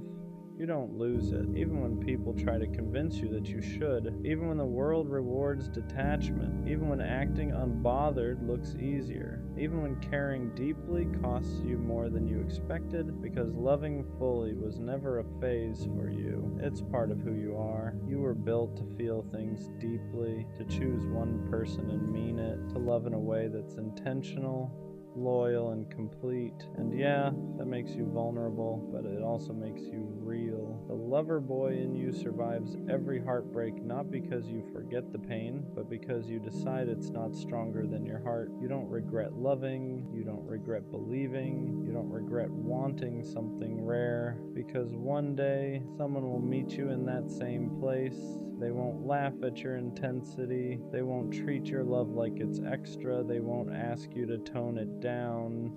They'll recognize it, and when that happens, everything you held on to will make sense. So no, the lover boy in you doesn't die, he just waits. And when the right love finally arrives, he'll be ready. Sometimes I feel like love just isn't meant for me. Not in a dramatic way, not in a woe is me way, just quietly, like I've watched it find everyone else and somehow keep missing me.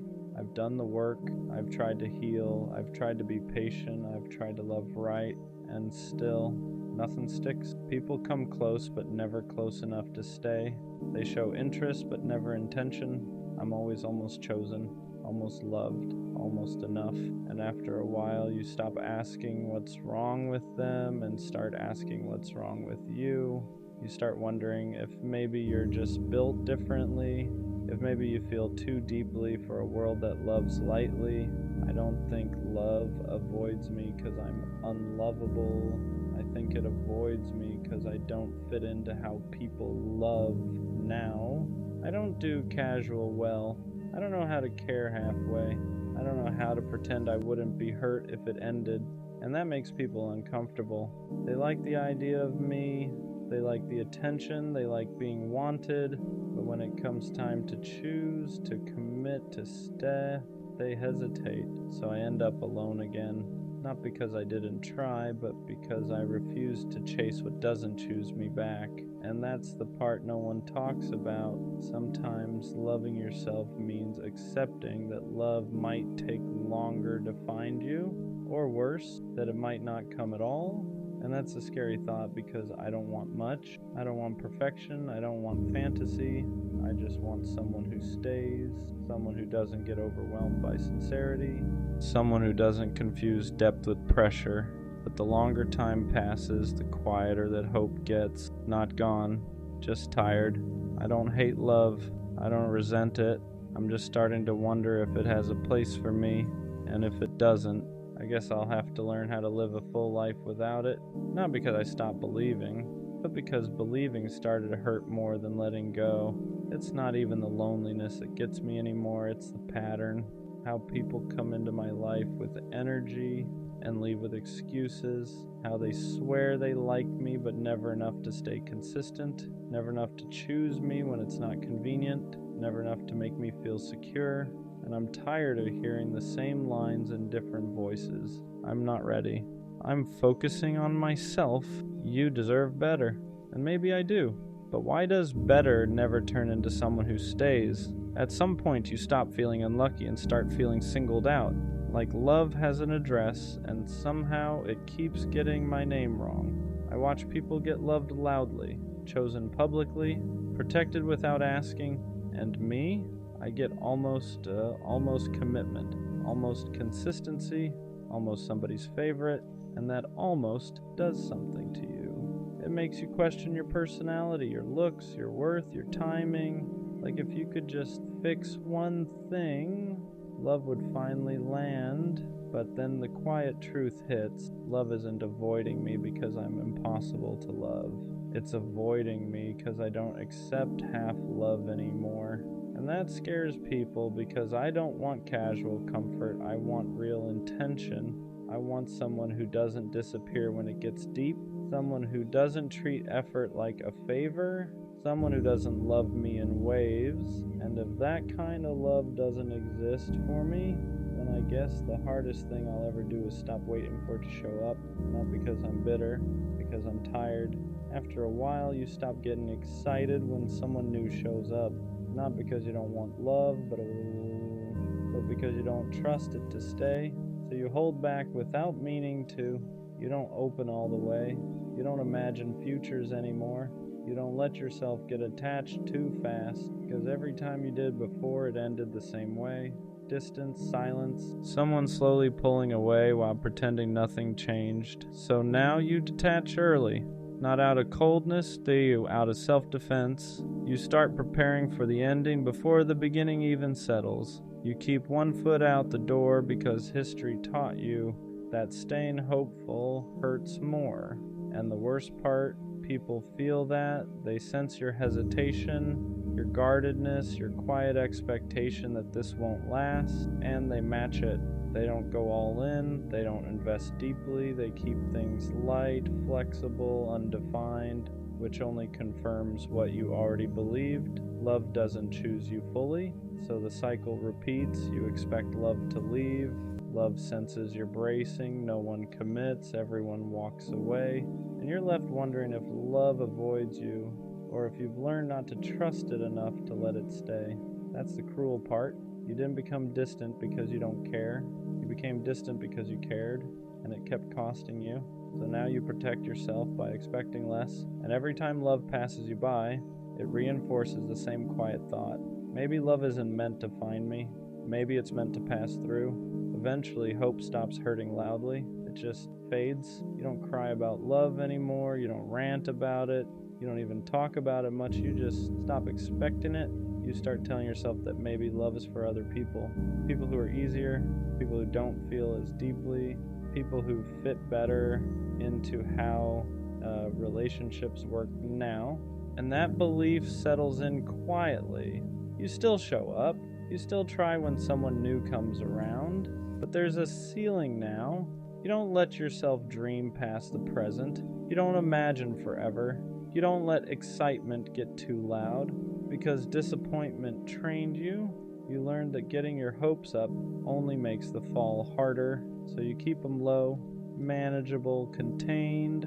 People think you're calm, they think you're chill, they think you're emotionally mature, but really you're just tired of believing in something that keeps proving you wrong. You start romanticizing independence, telling yourself you don't need love anyway, that you're better off alone, that attachment is overrated, and maybe part of that is true. But another part of you still aches when you see people chosen easily, loved openly, protected without asking. You don't envy them. You just wonder why it never seems to be you. And the scariest thought creeps in.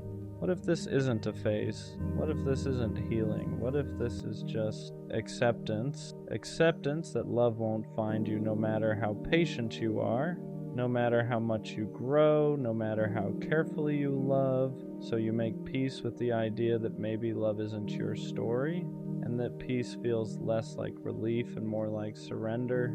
At some point, you stop chasing love altogether. Not in a dramatic, I'm done with love way, but in a quiet, tired way. You stop looking for it in rooms, stop expecting it in conversations, stop wondering if this person might finally be different. You still show up, you still talk, you still connect, but the hunger is gone. Not because you're fulfilled, but because you're exhausted. You've wanted love for so long that wanting it started to feel embarrassing. Like asking for something that clearly wasn't meant to be yours. So you replace longing with numbness. You tell yourself you're fine. that you don't need anyone, that independence is better anyway. And some days you believe it, but other days it feels like you've just buried something alive. You don't get butterflies anymore. You don't get excited about potential. You don't let yourself feel anticipation, because anticipation has disappointed you too many times. People mistake this version of you for healed. They say you're strong. They say you're grounded. They say you've matured. But what they don't see is how much of that softness you had to shut down to survive. You didn't stop wanting love because you outgrew it. You stopped because wanting it started to hurt too much. And now you're in this strange in-between place. Not heartbroken, not hopeful, just waiting without believing. And the thought that scares you the most isn't being alone. I was wondering if you've waited so long that even if love did find you now, you wouldn't know how to let it in. Sometimes the thought hits you that maybe love did try to find you before, and that's harder to sit with than believing it never came at all, because then you have to ask yourself, if you were too hurt to see it, too guarded to trust it, too used to disappointment to believe something good could last, you replay moments differently now? People who tried to get close, but you kept at arm's length. Connections you didn't fully invest in because you were already bracing for the end. Not because they were bad, but because you were tired. Tired of hoping, tired of opening up, tired of being the one who cared more. So you stayed cautious, you stayed reserved, you stayed prepared to lose, and maybe that protection kept you safe, but it also kept you distant.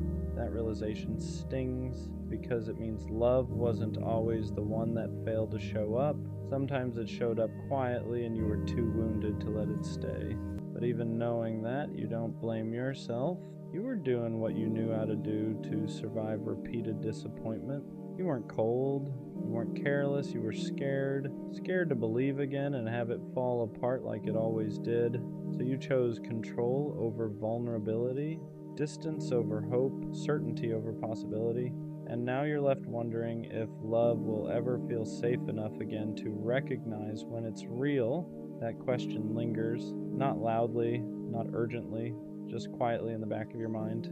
At some point, fear quietly replaces hope, not all at once, not dramatically, just slowly. You stop expecting good things to last. You stop trusting excitement. You stop letting yourself believe that something real could finally choose you. So you protect your heart. At first, it feels smart, responsible, like growth. You don't overshare. You don't get attached too fast. You don't let people see how much you care. But over time, protection turns into distance. You're not just guarding against pain anymore. You're guarding against connection. You start filtering yourself, keeping conversations surface level, holding back emotions before they even have a chance to exist. And people feel that. They don't push deeper, they don't try harder.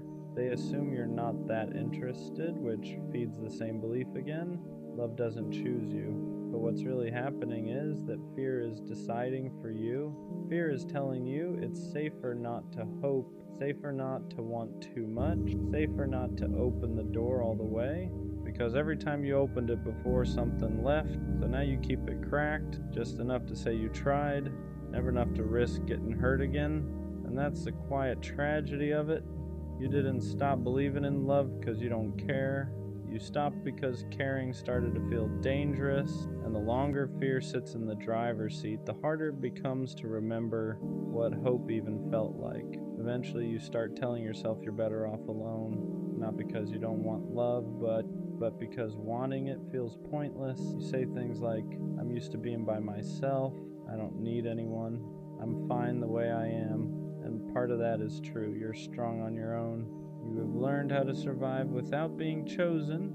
You can build a life that doesn't depend on someone staying. But there's another part you don't talk about. The part that still wants to be seen. The part that still wants someone to stay without being asked. The part that wonders what it would feel like to finally be someone's first choice. So you compromise with yourself. You don't hope, but you don't fully let go either.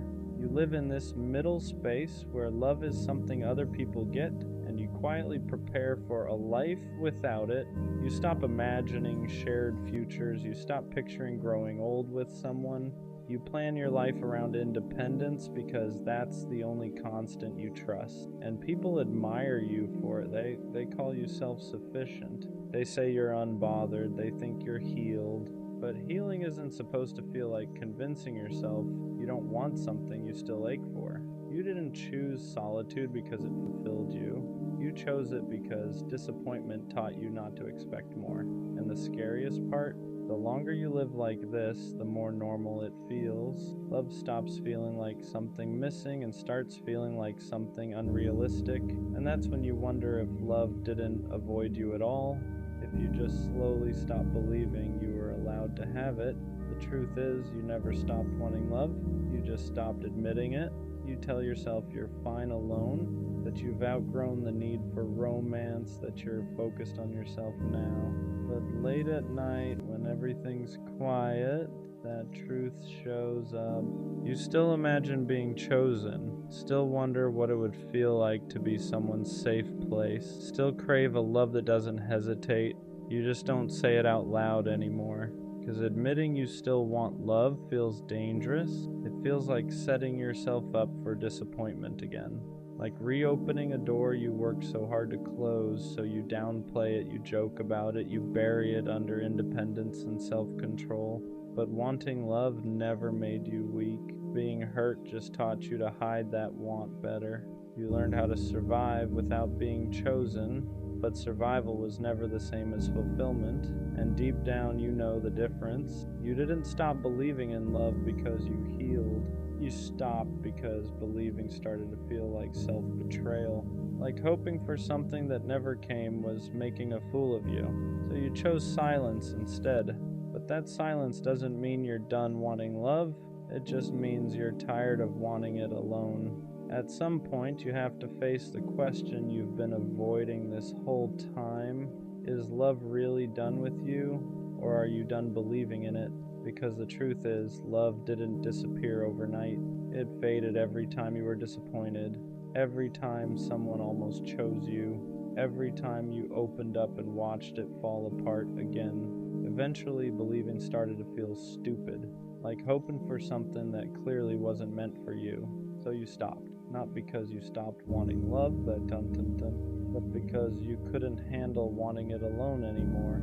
You told yourself this is just how life turned out, that some people get love and others learn how to live without it, and maybe that belief protected you. It kept you from more heartbreak, more waiting, more letting yourself down, but it also cost you something. It cost you the ability to imagine a future that includes being chosen. It cost you the courage to believe something good could stay. So now you stand here, not hopeless, not hopeful, just tired of wondering, tired of preparing for disappointment, tired of asking why love keeps missing you. And maybe the hardest truth is this: love didn't stop trying to find you. You just stopped leaving the door open, not because you're broken, not because you're unlovable, but because getting your hopes up hurt more than letting them go. And whether love ever finds you or not, one thing is clear now. You didn't lose because you loved too much. You lost because loving started to feel unsafe. So if love ever does come again, it won't be loud, it won't rush you, it won't demand you believe right away. It'll wait. And the real question won't be whether love finds you. It'll be whether you're willing to believe again when it does. Unrequited love is a quiet kind of pain, the kind that doesn't make noise. It just sits with you. It's loving someone who laughs with you, but never looks at you the way you look at them. They're comfortable around you. They trust you. They tell you things. And every time they talk about someone else, you smile, while something inside you cracks just a little more. You learn how to swallow words before they escape, compliments you never say, feelings you never confess, because deep down you already know the answer, so you love them quietly. You notice everything about them, their habits, their moods, the small details nobody else pays attention to, knowing full well you'll never live in their memory the way they live in yours. Somehow you convince yourself it's okay, that being close to them, even like this, is better than being without them at all. You give without expecting. You care without being chosen. You love without being loved back. And that hurts in ways you can't explain. But unrequited love teaches you something too. It shows you how deep your heart really is, how much you're capable of feeling, even when nothing is returned. Just don't disappear inside someone who can't meet you where you are, because one day someone will, and they'll give back everything you once gave away in silence. The hardest part about unrequited love isn't just that they don't feel the same, it's that they're close enough to keep the hope alive. They don't reject you outright, they don't shut the door, they just exist in your life. They text you, they lean on you, they laugh with you, and every small moment feels like maybe you're not imagining it. So you hold on. You tell yourself you're being patient. That timing is the issue, that one day they'll see what you feel so clearly, but deep down, you know you're waiting for something they never promised. And that's why it's so hard to leave, because unrequited love doesn't feel like rejection. It feels like unfinished business. You don't walk away angry, you walk away confused. You wonder if you should have said more, if you should have been quieter, if you waited too long or tried too hard. And instead of letting go, you stay emotionally tethered, not because you're weak, but because your heart hasn't been given a clean ending. So it keeps hoping, keeps replaying moments, keeps searching for signs that maybe you still matter to them in that way. And that hope is what keeps the pain alive. You begin to wonder why you're always the one feeling more, why you're always the one waiting, why love seems so easy for others but feels just out of reach for you. You start shrinking your needs, telling yourself you don't want much anyway, convincing yourself that loving quietly is enough, but it's not, because caring without being chosen slowly teaches your heart that it should settle for less. You catch yourself doing things just to stay close, being extra understanding, always available, always forgiving. Not because you're weak, but because you're afraid that asking for more will push them away completely. So you accept crumbs and call it connection, and the longer this goes on, the more invisible you start to feel, not just to them, but to yourself. You forget what it feels like to be desired, to be someone's first choice, to be loved out loud, and that's the quiet danger of unrequited love. It doesn't just hurt you, it slowly teaches you to disappear. There's a reason unrequited love is so hard to walk away from. Not just love, it's anticipation. You live in the space of almost chosen, almost wanted, almost enough. Your brain starts clinging to small moments. A long conversation, a shared laugh, a look that might mean something, and those moments keep you hooked, because when love isn't returned, your mind fills in the gaps with possibility. You imagine what could be instead of facing what is. And every time you think about letting go, you feel like you're giving up on a future that was never actually promised. So you stay hopeful, you stay available, you stay emotionally invested, not because it feels good, but because walking away feels like loss, even though nothing was ever yours. That's the trap. Unrequited love keeps you chasing closure from someone who doesn't know they're holding it, and the longer you stay, the harder it becomes to separate love from longing. You don't just miss them, you miss the version of yourself that believed it might work. At some point you feel it, the imbalance, you realize you're giving more than you're receiving, and then emotionally, mentally, quietly, you're investing energy into someone who isn't investing back. You plan around them, you think about them, you hold space for them, and they just live their life. That's when it starts to hurt differently. Not sharp pain, but exhaustion. You're tired of wondering, tired of hoping, tired of pretending you're okay with crumbs. You notice how much of yourself is tied up in someone who doesn't even know how deeply you care. And for the first time, you ask yourself a hard question: if nothing changes, then how long can I keep doing this? Because loving someone in silence means you never get reassurance, never get clarity, never get chosen, and slowly, it teaches your heart that effort doesn't lead to safety. That love means waiting, that closeness means sacrifice, and that's not fair to you. Love isn't supposed to drain you, it isn't supposed to make you feel invisible, it isn't supposed to cost you your sense of worth. worth, and realizing that is the beginning of letting go, even if your heart isn't ready yet. Letting go doesn't feel empowering at first. It feels wrong. It feels like you're giving up on someone you care about, like you're betraying something that meant a lot to you, even if it was never returned. You start questioning yourself. Am I being selfish? Am I overreacting? Did I just keep loving them quietly like before? Because walking away doesn't just mean losing them. It means losing the hope you've been holding on to. And hope is hard to release. You've built routines around them, emotions around them, a future that only existed in your head but still felt real. So choosing yourself feels like cruelty at first, like you're the one causing the pain, but staying was hurting you too. Just slower, just quieter. And that's the part people don't talk about. Sometimes self-respect feels like grief. Sometimes growth feels like loss. Sometimes choosing yourself feels worse than continuing to wait. But guilt doesn't mean you're wrong. It just means you cared deeply. And caring deeply doesn't obligate you to keep hurting yourself in silence.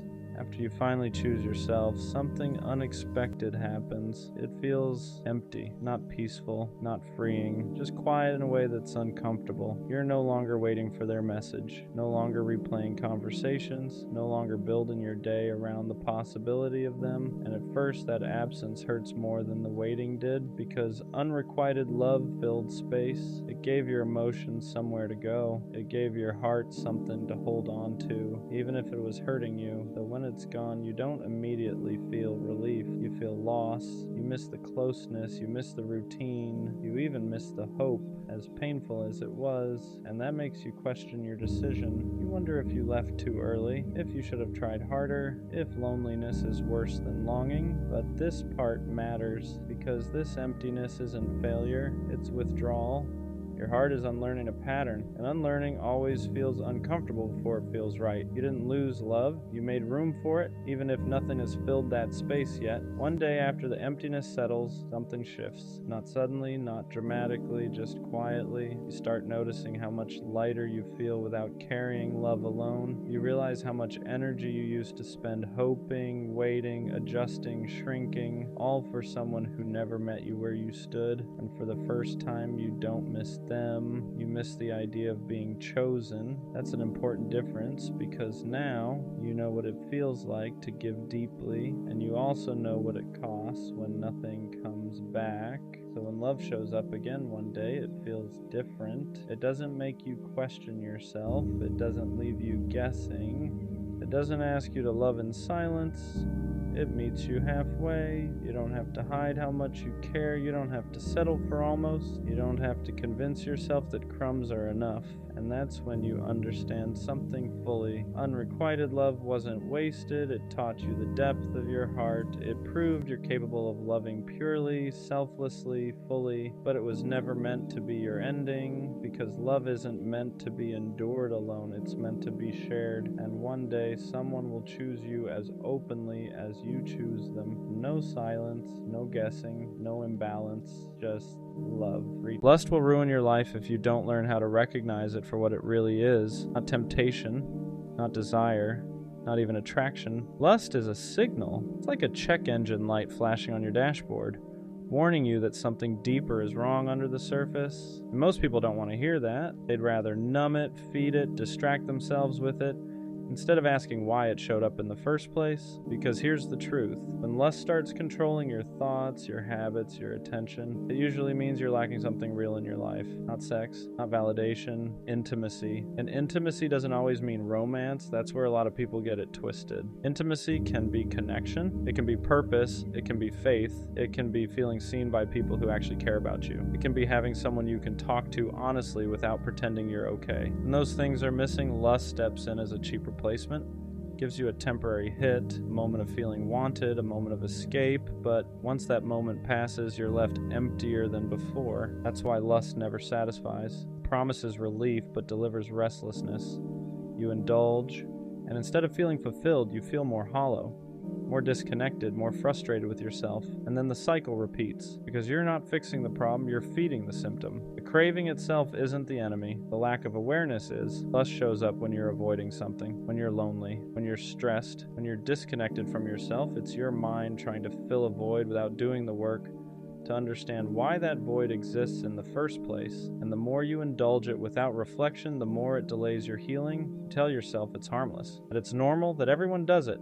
But deep down, you know when something isn't sitting right with your spirit. You know when it's no longer about desire and more about escape. This isn't about shame, it's about honesty. Lust is an indicator, a warning sign. A moment where you need to pause and ask yourself, what am I really craving right now? Connection? Comfort? Meaning? Peace? Because until you figure that out, lust will keep pulling you further away from yourself instead of closer to who you're meant to be. Most people don't want to admit this part, but lust usually shows up when you're feeling empty, not when you're fulfilled, when your life feels aligned, when you're grounded, when you have purpose and connection. Lust doesn't scream as loud. It might knock, but it doesn't take over. It only takes control when there's space inside you that hasn't been filled with anything meaningful. That's why lust hits hardest late at night, when you're alone, when the noise dies down, and there's nothing left to distract you from your thoughts. That's when your mind starts looking for something, anything, to feel good for a moment. And lust offers that shortcut. No effort, no vulnerability, no risk of rejection, just instant stimulation. But shortcuts always come with a cost. The more you use lust as an escape, the harder it becomes to sit with yourself. You start avoiding silence,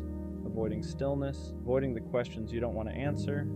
You tell yourself you're just satisfying a desire, but really you're training your brain to seek relief instead of growth, comfort instead of clarity. And over time, that changes you. It dulls your motivation. It weakens your discipline. It distorts how you view people, turning them into objects instead of humans. It lowers your tolerance for real connection because real intimacy requires patience, presence, and effort. Things lust never asks of you. This is why people who live in lust often feel stuck, not because they're bad or weak, but because they're constantly numbing the very discomfort that could push them to grow. Pain becomes something to escape instead of something to understand, and healing gets postponed again and again. You have to learn to pause when the urge hits, not to fight it with shame, but to question it. Ask yourself what you're actually missing in that moment. Is it connection, purpose, rest, direction? Because the urge is information, and if you listen to it instead of obeying it, it can lead you to what actually needs attention in your life. Lust loses power the moment you become aware of it. Here's where it gets uncomfortable but important. Lust isn't just about what you want. It's about what you're avoiding. Most people don't struggle with lust because they're overly sexual. They struggle because they're disconnected from themselves, from their purpose, from real relationships, from meaning. When you don't feel fulfilled in your day-to-day life, your mind looks for stimulation, something intense enough to make you forget how empty things feel. Lust is powerful because it hijacks your attention. It pulls you out of the present moment and into fantasy. And fantasy is easier than reality. Fantasy doesn't ask you to change.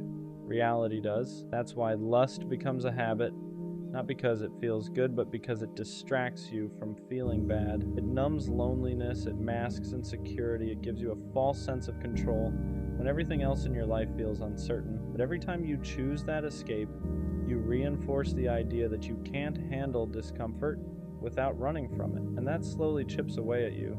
You start feeling weaker mentally, less disciplined, less confident. You promise yourself you'll stop, then you don't. And now it's not just lust anymore, it's guilt, shame, self-disappointment. You start questioning your self-control, your character, your ability to change, all because you never addressed the root issue in the first place. The problem isn't desire.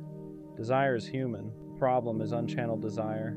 Desire without direction turns into self-destruction. When your energy isn't going into building something meaningful, it leaks into things that drain you instead. This is why people who overcome lust don't just resist harder, they replace it, they build structure, they strengthen their spirit, they deepen their relationships, they find something worth committing to that gives them purpose beyond momentary pleasure. Lust thrives in isolation, in boredom, in lack of direction. But when your life has meaning, when your days are intentional, when your spirit feels aligned, lust doesn't have much room to grow. It doesn't disappear overnight, but it stops controlling you. Another reason lust has so much power is because it disguises itself as confidence. It makes you feel wanted, desired, in control. For a brief moment, it tricks you into thinking you're fulfilled. But once that moment fades, you're left with the same questions, the same restlessness, the same hollow feeling you were trying to escape in the first place. That's how you know it's not real fulfillment. Real fulfillment doesn't vanish the second the stimulation stops. Real fulfillment gives you peace afterward, not regret, clarity, not confusion,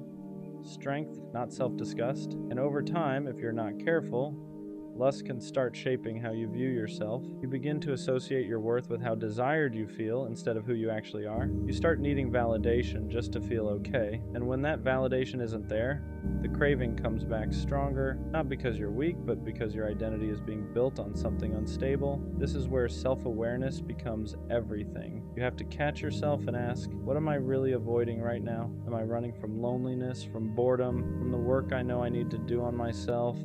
Lust often shows up when you're avoiding growth, when you're putting off healing, when you're ignoring parts of your life that need attention. The uncomfortable truth is that growth requires sitting with discomfort, requires stillness, silence, discipline, and lust offers you an easy way out of that process. But every time you take that exit, you delay becoming the version of yourself you know you're capable of being. You don't have to be perfect. You're going to slip. You're going to struggle. That's part of being human. What matters is whether you're conscious of the pattern or blindly repeating it. Awareness alone starts breaking the cycle. Because the goal isn't to eliminate desire. Desire is natural. The goal is to stop letting desire control you, to stop letting it dictate your habits, your focus, and your future. When you do that, you don't lose pleasure, you gain freedom. Here's where things start to shift if you're willing to be honest with yourself. Lust isn't just about what you want. It's about what you're avoiding becoming. Every time you give in without thinking, you're choosing comfort over growth. And that choice, repeated enough times, slowly shapes the direction of your life. You start delaying things you know you should be doing. Goals get pushed back, discipline weakens, motivation fades, not all at once, but subtly. You tell yourself you'll lock in tomorrow, you'll change next week, you'll get serious later. But later keeps moving, and you stay stuck in the same patterns, wondering why nothing feels different. And the worst part? Lust makes you numb to it. It gives you just enough relief to tolerate a life you know you're not fully proud of. It lowers the urgency to change, because why face the discomfort of growth when you can distract yourself instead? This is why so many people feel lost, not because they lack potential, but because they keep trading long-term fulfillment for short-term relief. And relief is never the same as peace. Relief fades, peace stays. When you start addressing the real voids in your life, lust starts losing its grip naturally. When you build structure into your days, when you commit to something bigger than yourself, when you start respecting your time, your body, your mind, when you develop a relationship with God, purpose or discipline, whatever grounds you, lust doesn't hit as hard because now you have something to protect. You realize your energy is valuable, your attention is valuable, and not everything deserves access to you. You stop feeding impulses that don't align with the future you're trying to build, not out of fear, but out of respect for yourself. That's when lust stops feeling like a battle, it starts feeling like a signal. A reminder to check in with yourself, to ask, am I aligned right now? Or am I avoiding something I need to face? And every time you choose alignment over impulse, you get a little stronger, a little clearer, a little more in control. At this stage, you start realizing something important.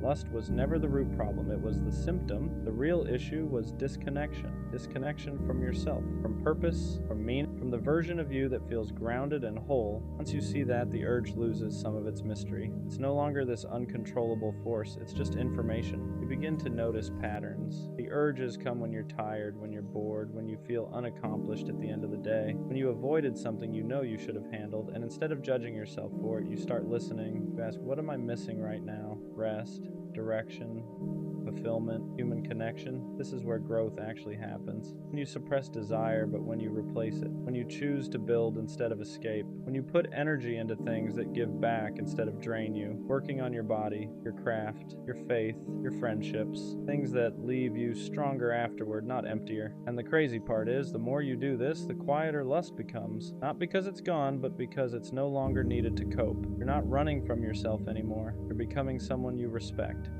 You start carrying yourself differently. Your confidence becomes real, not borrowed from temporary validation. You don't need constant stimulation to feel alive. You feel solid just being present, just being disciplined, just knowing you're moving in the right direction even when it's uncomfortable. That's when self-control stops feeling like restriction and starts feeling like freedom. Freedom from compulsions, freedom from regret, freedom from waking up feeling disappointed in yourself. You're no longer controlled by every urge that passes through your mind. You won't be perfect. Nobody is, but you'll be conscious. And consciousness changes everything, because once you're aware, you get to choose, and choosing growth over impulse again and again is how you reclaim your life. There's a moment where you finally understand that discipline isn't about denying yourself pleasure. It's about choosing a better one, a deeper one. The kind that doesn't disappear the second the screen goes dark or the urge passes, the kind that stays with you when you're alone with your thoughts and you can actually respect the person staring back at you. You start realizing how much time and energy you were leaking, hours, focus, mental clarity, all going towards something that never loved you back, never built you up, never moved your life forward. And once you see that clearly, it's hard to unsee it. You begin protecting your mind the same way you'd protect your body. You stop feeding it things that weaken it. This is where restraint becomes self-respect. You're no longer saying no because you're scared. You're saying no because you finally understand the cost of saying yes. You've felt the emptiness after. You've lived the fog. You've experienced how indulging too much slowly disconnects you from your ambition, your relationships, your purpose. And something else changes too. You start seeing people differently, not as objects, not as outlets, but as humans again, with depth, with emotion, with stories. Real connection stops feeling boring, it starts feeling rare, valuable, something worth protecting instead of rushing. That's when intimacy starts to return in healthier forms, real conversations, genuine friendships, moments of stillness that don't need to be filled, a sense of closeness with yourself that you didn't even realize you were missing. And once you taste that, lust loses its grip even more, because now you're building something, a life you don't need to escape from, a version of yourself you're proud of. When that happens, the urge doesn't disappear, but it no longer controls you. It passes like a thought, like a wave. At the end of the day, lust only has power when you don't understand it. When you finally see it for what it is, a signal, not a solution, it stops running your life. You stop treating it like something you must obey and start treating it like something you observe, and that shift changes everything. You realize you don't need to be perfect to be disciplined. You just need to be honest. Honest about what you're missing, honest about what you're avoiding, honest about who you want to become, because every urge is an invitation, not to indulge, but to check in. Once you start responding instead of reacting, you regain control. You stop letting momentary desire dictate long-term direction. You stop trading peace for pleasure. You stop delaying your growth for comfort, and slowly, your life begins to align with the values you claim to have. Lust didn't ruin you. Revealed the places where healing was needed, the moments where connection was missing, the areas of your life that needed structure, purpose, and depth. And once you start filling those spaces intentionally, lust no longer screams for attention. It fades into the background. You become more present, more focused, more grounded. You don't feel constantly pulled in 100 directions anymore. You know what matters, you know what doesn't, and you act accordingly. This isn't about becoming cold or denying desire. It's about mastering yourself, about building a life where your mind works for you, not against you, where your choices reflect your values, where you don't need escape because you're finally moving towards something real. And when you get there, you'll look back and realize something important. The urge was never the enemy. Ignoring the message was. I don't think I've ever been someone's first choice. Not immediately. Not without hesitation. I've been liked, wanted, texted every day. But when it came down to it, there was always a pause. Let me think. I'm not sure what I want. The timing isn't right, and you start noticing a pattern. You're good enough to keep around, good enough to talk to, good enough to feel close to, but not good enough to be picked without doubt, and that does something to you, because you don't want to compete. You don't want to prove yourself. You don't want to convince someone to see what's already there. You just want one person who doesn't hesitate, one person who doesn't compare you, doesn't explore other options, doesn't need to figure it out, just chooses you. And when that hasn't happened yet, the question creeps in quietly. Is there something about me that makes people unsure? When you're never the first choice, you start overperforming. You become extra understanding, extra patient, extra available. You respond faster. You give more reassurance. You try to be easier to love, because maybe if you're perfect enough, they won't hesitate. Maybe if you don't complain, don't ask for too much, don't pressure them, they'll finally pick you confidently. So you adjust, you downplay your needs, you accept the bare minimum, you tell yourself you're just being mature, but really, you're trying to secure a spot, you're trying to prove that you're worth choosing. And the painful part is this: even when you give your best, even when you're thoughtful, loyal, consistent, they still hesitate. And that's when it hits. It was never about you not doing enough. It was about them not being sure. And no amount of overperforming can fix someone else's uncertainty. After a while, it stops feeling like coincidence. It starts feeling like proof. Proof that maybe you're missing something, that maybe there's a quality you don't have, that maybe you're just almost exciting enough, almost attractive enough, almost unforgettable. And when you sit with that long enough, it begins to chip at your confidence. You start comparing yourself to the people they did choose. What do they have that I don't? What do they do differently? Why was it easier to commit to them? And the dangerous part? You begin to rewrite yourself in your head. Maybe I'm too available, too soft, too deep, or maybe not enough of something else. So you question your personality, your timing, your worth. But here's the truth that hurts before it heals. Someone else's preference is not a measurement of your value. You can be incredible and still not be someone's first choice. Not because you're lacking, but because alignment isn't forced. And just because someone didn't see you clearly doesn't mean you weren't clear. It just means they weren't your person. At some point you get tired, not bitter, not angry, just tired. Tired of feeling like you're competing without signing up for a competition. Tired of being compared to other options. Tired of waiting for someone to decide. Tired of proving you're worth choosing. And something shifts. You stop trying to outshine anyone. You stop adjusting yourself to win. You stop playing it cool just to stay in the running. Because love isn't supposed to feel like auditions. You shouldn't have to outperform someone to be valued. You shouldn't have to worry about whether you're the best option available. You either align or you don't. And once you realize that, you stop competing, you don't fight for a spot, you don't beg to be prioritized, you don't argue your value, you just observe. If someone's unsure, that's your answer. Not because you're not enough, but because you refuse to be an option. And the moment you stop competing, you stop feeling small, because you remember something important. You're not here to be the best choice in a lineup. You're here to be the only choice for the right person. The moment you refuse to compete, your standards rise automatically. You stop accepting, let's see where this goes. You stop entertaining mixed signals. You stop tolerating being someone's backup plan. Because if someone has to compare you, they're not aligned with you. It's that simple. You don't need to be better than anyone else. You don't need to win. You don't need to outperform. You just need someone who sees you and doesn't hesitate. And once you decide you're no longer an option, you start moving differently. You don't over-explain. You don't overgive. You don't overstay. If someone's energy feels unsure, you don't chase clarity, you step back, not to play games, not to test them, but because you value yourself enough to not beg for certainty. And here's the truth: the right person won't need alternatives. They won't weigh you against other options. They won't keep you around while exploring. They'll know. And when you finally believe you deserve that kind of clarity, you stop asking, why am I never the first choice? Because you realize you were just giving your energy to people who weren't capable of choosing fully. Being someone's second option was never your identity. It was a season, a pattern you tolerated, a dynamic you accepted, a lesson you hadn't learned yet, but it was never who you are. You weren't born to compete for attention. You weren't designed to be compared. You weren't meant to sit around waiting for someone to decide if you're enough. That was just a chapter, and chapters end. What you thought was rejection was actually redirection. Because imagine being fully chosen by someone who had to debate it. Imagine building something with someone who once hesitated. That foundation would always feel shaky.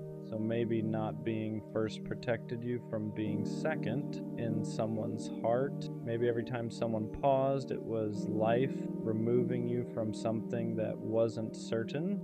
You weren't overlooked, you were misaligned. And misalignment isn't failure, it's filtering. You're not destined to be the second option. You were just learning what it feels like, so you'd never accept it again. Everything changes when you stop identifying as the almost. You stop saying, this always happens to me.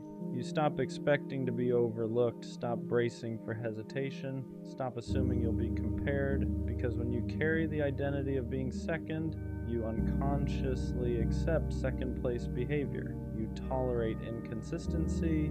You excuse uncertainty. You stay longer than you should. But the moment you decide that's not who you are, your tolerance drops. You don't romanticize mixed signals. You don't wait around for someone to decide. You don't attach yourself to potential. You start moving like someone who expects clarity, and that energy is different. You ask direct questions. You communicate directly. You walk away directly, not because you're cold, because you're done being confused. You're not almost. You're not maybe. You're not will see. You're either fully chosen or you're unavailable. And once you internalize that, the pattern breaks because you no longer accept roles that don't fit you. Being someone's first choice starts with being confident enough to walk away. Because if you're afraid to lose them, you'll accept almost. You'll accept, I'm not ready. You'll accept, I need time. You'll accept being kept around while they figure it out. Not because you're weak, but because you don't want to lose the connection. But here's the shift. The moment you realize you're okay walking away, you stop settling for hesitation. You stop clinging to potential.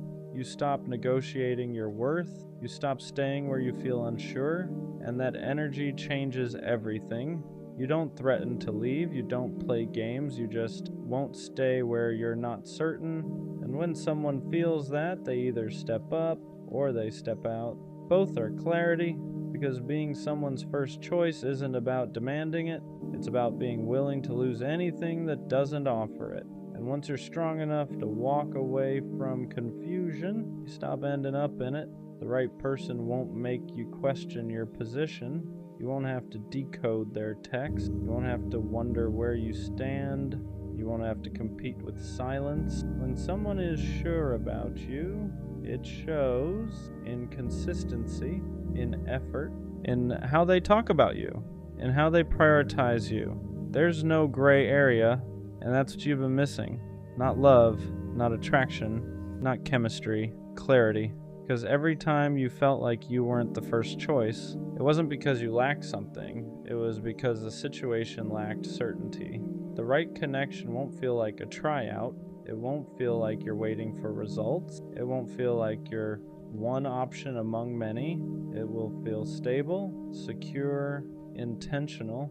And when you experience that, you'll realize something important. You were never asking for too much. You were just asking the wrong people. So why was I never the first choice? The truth, because I was entertaining people who weren't capable of choosing fully.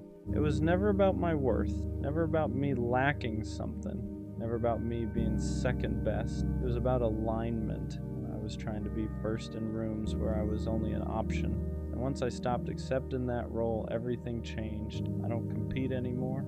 I don't overperform. I don't wait to be picked. If someone hesitates, I step back. If someone compares, I remove myself. If someone isn't sure, I let them find certainty somewhere else. Because I finally understand something. The right person won't struggle to choose me. They won't need alternatives. They won't need time to decide if I'm enough. They won't treat me like a possibility. They'll treat me like a decision. And until that shows up, I'm not missing out. I'm filtering. So I'm done asking, why am I never the first choice? Now the question is simpler. If I'm not your first choice, why are you still an option for me? And that's the shift. It's always at night when everything hits at once. Your room gets quiet, your phone is dry, everyone's asleep, and suddenly your mind keeps replaying everything. You try to forget the laughs, the old texts, the what ifs. You start missing people you swore you moved on from. You start feeling things you buried a long time ago. And it's not even about wanting them back. It's about wishing things just ended differently. Wishing you said more or nothing at all. You ever lay there staring at the ceiling, feeling like the past is louder than the present? It's like Aaron from Attack on Titan, haunted by the weight of what's already gone, but still pretending to move forward like it doesn't hurt. And the worst part? You can't talk to anyone about it because it's 2 a.m., and no one would get it anyway. But let me remind you this. Those memories, they're just echoes. They feel loud now, but they don't define you. You lived through them and you're still here, and yeah, it hurts, but that means you cared. And caring, that's not weakness. That's proof you're human. So breathe. You won't feel like this forever. It always gets heavier at night. Not during the day when there's noise, distractions, people moving around. It's when everything finally shuts off. When your room is still, your phone hasn't buzzed in hours, and the world feels like it forgot about you. That's when your thoughts stop waiting their turn. Your mind starts pulling things out of storage you didn't ask for. Old conversations, screenshots you never deleted, moments you thought you were over until they show up uninvited. You tell yourself you've moved on, and maybe you have. Moving on doesn't mean forgetting. It just means learning how to live with what still lingers. You don't even want them back. That's the confusing part. You just wish things had ended cleaner, wish you explained yourself better, or maybe wish you stayed quiet instead of saying too much. You replay scenarios that can't be fixed, trying to rewrite endings that are already locked in. You lie there staring at the ceiling, feeling like the past is louder than the life you're living right now, like everything that mattered before is screaming for attention, while the present barely whispers. You wonder why it still affects you, why it still sneaks up on you when you thought you were stronger than this. And the worst part is the timing. Too late to text anyone, too late to explain how heavy your chest feels, too late to ask for reassurance without feeling dramatic. So you just sit with it, alone, letting it hit you in waves. It's like carrying something invisible all day, and at night you finally feel the full weight of it. You act fine, you move forward, but inside, there's still grief for versions of life that never happened, for people who changed, for moments that ended before you were ready. But here's what matters. Those memories aren't commands, they're echoes. They sound loud in the quiet, but they don't control where you're going. They don't erase the fact that you survived them. They don't cancel the future you haven't lived yet. If it hurts, that doesn't mean you're weak. It means you felt deeply. It means something mattered to you. And caring isn't something to be ashamed of even when it leaves scars. So breathe. Let the night pass. You won't always feel like this, and one day the quiet won't feel so heavy anymore. There's a certain kind of loneliness that only shows up at night. Not the kind that comes from being alone, but the kind that comes from remembering when you weren't, when someone used to be a constant, a voice you could reach for without thinking, a presence that made the quiet feel safe instead of heavy. At night you realize how much space they used to fill. Now that space just exists, unoccupied, untouched. You don't want to fill it with anyone else because it doesn't feel right yet. So you sit with it, even though it aches. Your mind starts drifting into the what ifs. What if I had said things differently? What if I stayed quiet instead of reacting? What if I left sooner? What if I tried harder? You run through 100 alternate endings, knowing none of them change reality, but somehow your brain keeps trying anyway. That's the trap of nighttime thinking. It convinces you that if you replay the past enough times, you'll finally find peace in it. But peace doesn't live there anymore.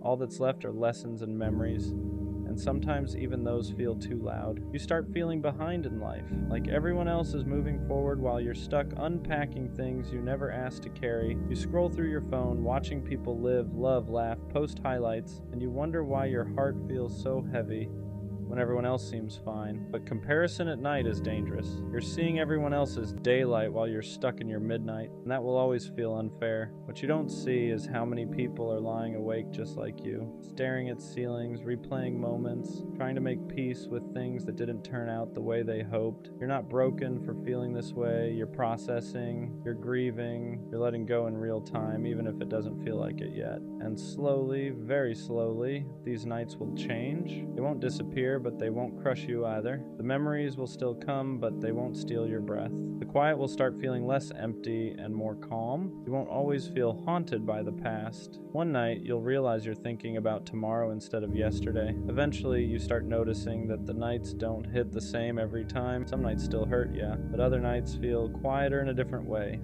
Not empty, just still. And that's when you realize something is slowly shifting inside you, even if you didn't notice it during the day. You begin to understand that missing someone doesn't always mean you want them back. Sometimes it just means they were part of a chapter that mattered.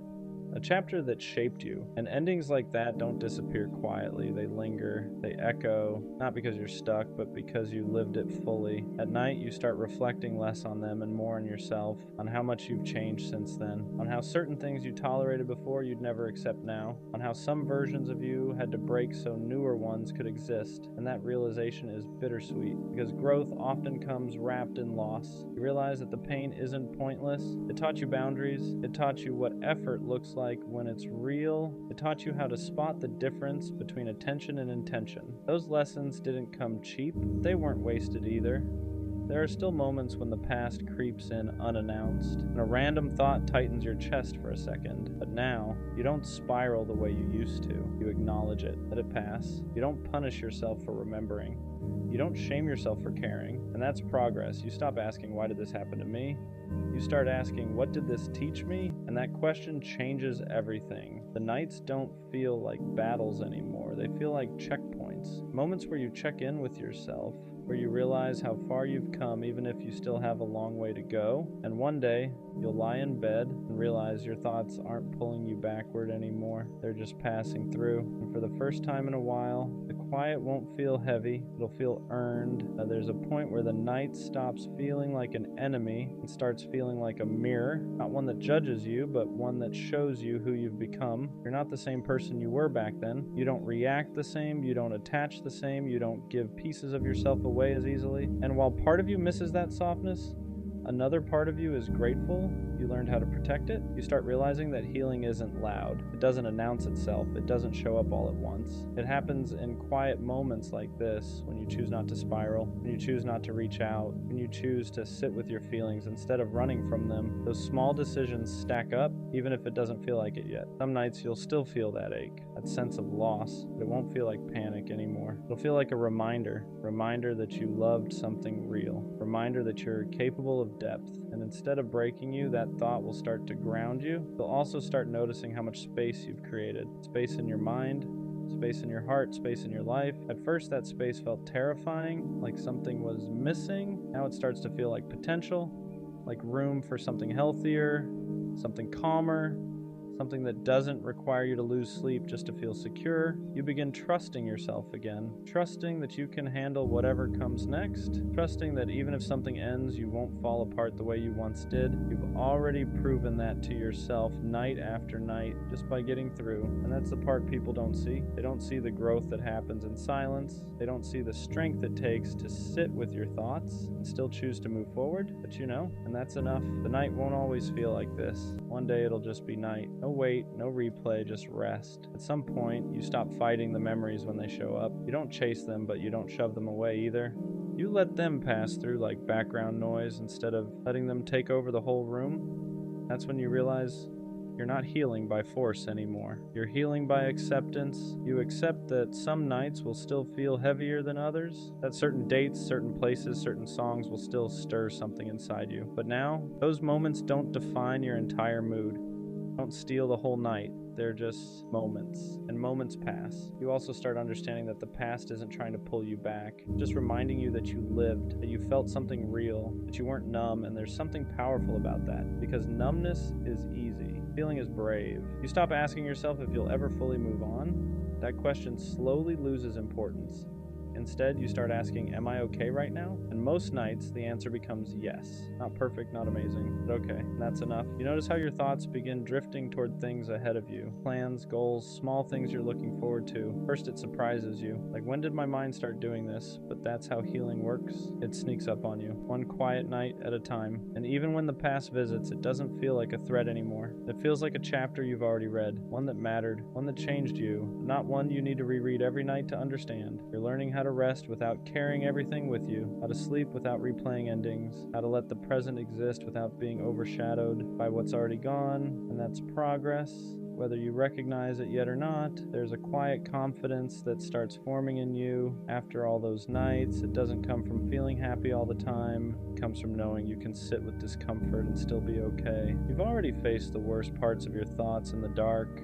and they didn't destroy you. That realization changes how you move through life. You stop being afraid of the quiet. Silence doesn't feel like abandonment anymore. It feels neutral, sometimes even comforting. You don't need constant noise or validation to feel grounded. You've learned how to be alone without feeling lonely. And that's something a lot of people never figure out. You also become more honest with yourself about what you want, about what you won't tolerate again, about the kind of connections you deserve. The nights taught you that chasing what's gone only keeps you stuck, and protecting your peace isn't selfish, it's necessary. And when you think back on the people you missed, the pain isn't as sharp. There's still tenderness there, but it's softer now, less like a wound and more like a scar. Proof that something happened, but also proof that it healed. You start trusting that life doesn't end with one loss, that the world doesn't stop because something did. You realize that endings don't erase everything that came before them, and they don't block everything that comes after. They just redirect you, and one night, without any dramatic moment, you'll notice something small but important. You're tired in a normal way, not emotionally drained, not overwhelmed, just ready to rest. And as you close your eyes, you won't feel haunted, you'll feel present. And then one night, it doesn't hurt anymore. Not in the way it used to. You still remember, but the memories don't grip your chest. They don't steal your breath. They don't pull you backwards. They just exist quietly like old photographs stored away instead of wounds left open. You realize you didn't get over it all at once. You outgrew it slowly, night by night, thought by thought.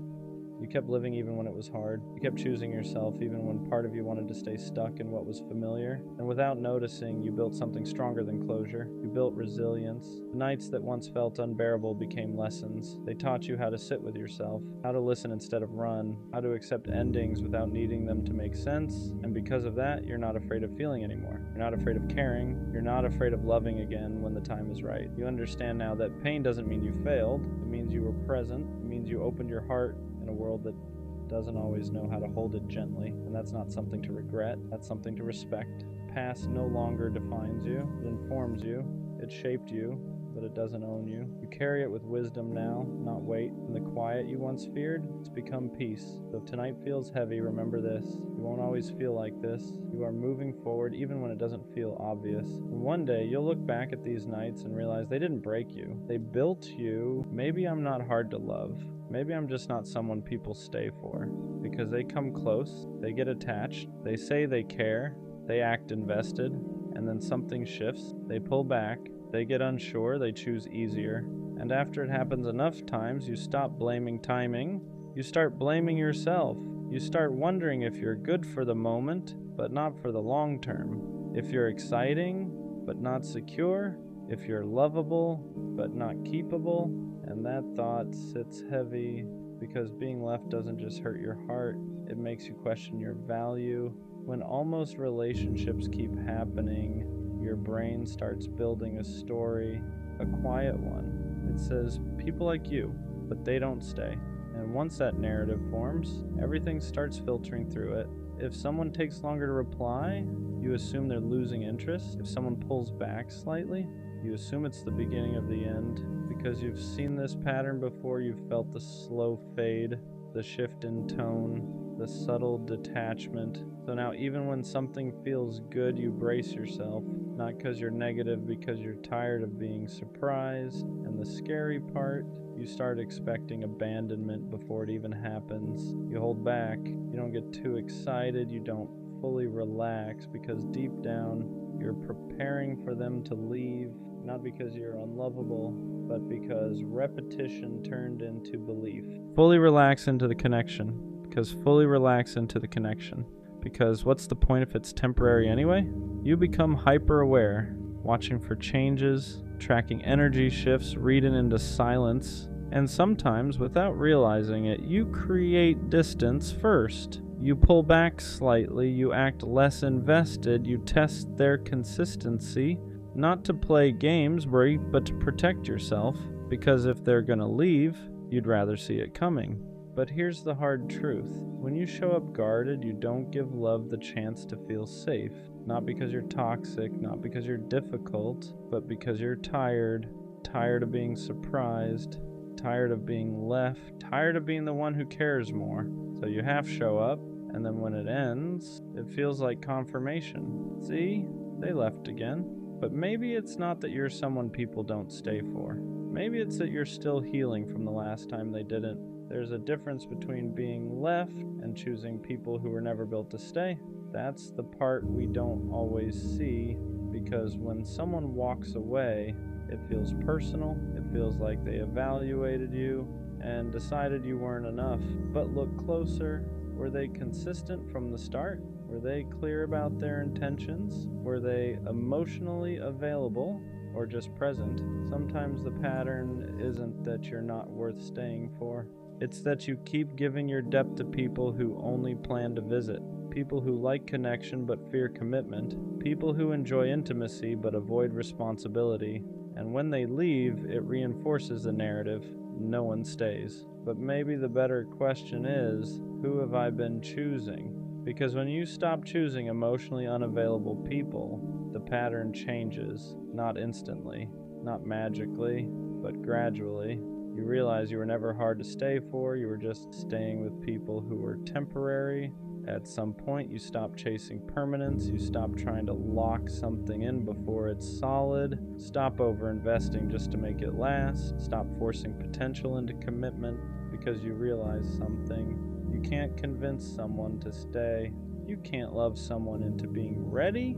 You can't perform your way into permanence. So instead of gripping tighter, you loosen your hold. You let people show you who they are. You stop rushing labels. Stop fantasizing futures before foundations exist. And something interesting happens when you're no longer desperate for someone to stay. You start attracting people who actually want to. Because permanence isn't built through pressure, it's built through alignment. You don't chase it, you allow it. And when someone stays without being forced, without being convinced, without being chased, it feels different. Not fragile, not uncertain, just steady. At some point, the fear shifts. It stops being, they're going to leave, and becomes, if they do, I'll be okay. That's confidence, not the loud kind, not the I don't care kind. The steady kind. You stop gripping so tightly. You stop overanalyzing every shift. You stop trying to secure permanence too early because you know this. If someone stays, it's because they want to, not because you convinced them, not because you performed perfectly, not because you minimized yourself. And if they leave, it doesn't collapse your identity. It doesn't confirm you're unworthy. It just confirms they weren't aligned. You're not scared of people leaving anymore. You're more concerned with whether they're capable of staying, and that's different because now you're not auditioning, you're observing, and the people who are meant to stay, they won't need to be chased, they won't need to be monitored, they won't need to be reminded, they'll just stay. Being someone people stay for starts with staying true to yourself first, because when you abandon yourself to keep someone else, you teach them that you'll tolerate instability. You over-adjust, over-forgive, overextend. You bend your boundaries so they don't feel pressured. You silence your needs so they don't feel overwhelmed. And slowly, you're the one disappearing. But here's the shift. The more you stay grounded in who you are, the less you attract people who only plan to pass through. When you communicate clearly, when you hold your standards calmly, when you don't chase mixed signals, the wrong people leave faster. And that's not loss, that's filtering. You don't become someone people stay for by shrinking yourself into convenience. You become that by being steady in your worth. The right person won't stay because you made it easy. They'll stay because they respect what you stand on. The right love doesn't feel like survival. It doesn't feel like holding your breath. It doesn't feel like waiting for the other shoe to drop. It doesn't feel like constantly proving you're worth keeping. It feels stable, not boring, not forced, stable. You're not overthinking every text. You're not tracking effort. You're not wondering if today is the day they change their mind. You just feel secure, and that's what you've been craving this whole time. Not obsession, not intensity, not dramatic passion, stability. Because when someone is truly staying, you don't have to fight for reassurance. You don't have to shrink. You don't have to overperform. You don't have to prepare for abandonment. You get to relax. And if you've never experienced that, of course, you start thinking maybe you're not someone people stay for, but maybe you've just never been with someone capable of stable love. There's a difference. At some point, you stop fearing being left. You start expecting to be valued. That's the real shift. You don't walk into connections thinking, how long will this last? You walk in thinking, if this is aligned, it will stay. You stop preparing for abandonment. Stop bracing for the slow fade. Stop assuming you'll have to fight to be kept, because now you know something. If someone leaves, it doesn't mean you weren't worth staying for. It means they weren't built to stay. And instead of internalizing it, you let it pass. You don't collapse. You don't spiral. You don't rewrite your worth. You understand that being valued is the bare minimum. And once you truly believe that, you stop entertaining anything less. You don't chase clarity. You don't beg for reassurance. You don't accept confusion. You expect effort. You expect consistency. You expect intention. And the people who can't offer that, they filter themselves out. So, am I just not someone people stay for? No, I just stopped staying where I'm not valued. There's a difference. For a long time, I thought people leaving was proof that I wasn't enough, not interesting enough, not secure enough, not worth committing to long term. But now I see it clearly. The wrong people didn't stay because they were never meant to build. They were meant to teach. Teach me what inconsistency feels like. Teach me what mixed signals look like. Teach me what I will never accept again. And once you learn that, you stop chasing permanence. You stop trying to be easier. You stop overproving. You stop bending yourself into something digestible, because you realize this. You are absolutely someone people stay for. Just not people who are unsure, not people who love halfway, not people who need options. The right person won't need convincing. They won't need time to decide your worth. They won't feel overwhelmed by your depth. They'll feel steady. And this time, if someone leaves, you won't question your value. You'll question their capacity, because you're no longer asking, well, why don't people stay? You're asking, are they capable of staying at my level? And that's the shift. You keep ignoring the red flags because all you want is love, not peace, not respect, not consistency, just love. You see the signs, you see the unanswered calls, the constant busy, the way you're always an option, never a priority. And instead of asking why it hurts, you ask how to endure it. You tell yourself it's patience, that it's loyalty, that love means staying even when it costs you. But let's be honest, she doesn't check on you. She doesn't consider your feelings. She doesn't show up the way you do. And you know that. You just don't want to face what it says about you for staying. So here's the real question you've been avoiding. How much do you actually love yourself? Because when you stay in situations that keep hurting you, when you keep accepting disrespect just to feel close to someone, that's not love. That's neglect. If you truly loved yourself, you wouldn't keep choosing pain just to feel wanted. You wouldn't keep lowering your standards to keep someone around who clearly isn't choosing you back. But you don't protect yourself, you sacrifice yourself, because being alone scares you more than being hurt. And that's why you accept the bare minimum. That's why you stay in toxic cycles. That's why you confuse attachment with love. You're not holding on because it's good for you. You're holding on because it's the only version of love you think you deserve. And that's the lie. You don't need someone else to complete you. What you actually need is to stop outsourcing your worth. Because the moment you start loving yourself, really loving yourself, you stop begging for attention. You stop tolerating disrespect. You stop calling pain connection. You stop chasing people who only show up halfway. Self-love doesn't make you selfish. It makes you unavailable to anything that keeps breaking you. And until you learn that, you'll keep calling suffering love and calling survival loyalty. You are worth more than crumbs. You are worth more than confusion. You are worth more than being an option. But no one can convince you of that until you decide to believe it yourself. Here's the truth you keep avoiding. You don't stay because you don't see the red flags. You stay because you think leaving means nobody else will love you, so you make excuses. She's busy. She's going through stuff. She just doesn't show love the same way.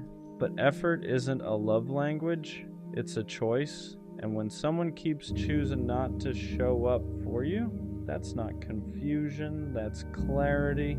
You're not being patient. You're being hopeful in a place that's already shown you who it is. You keep giving grace to people who wouldn't give you the same.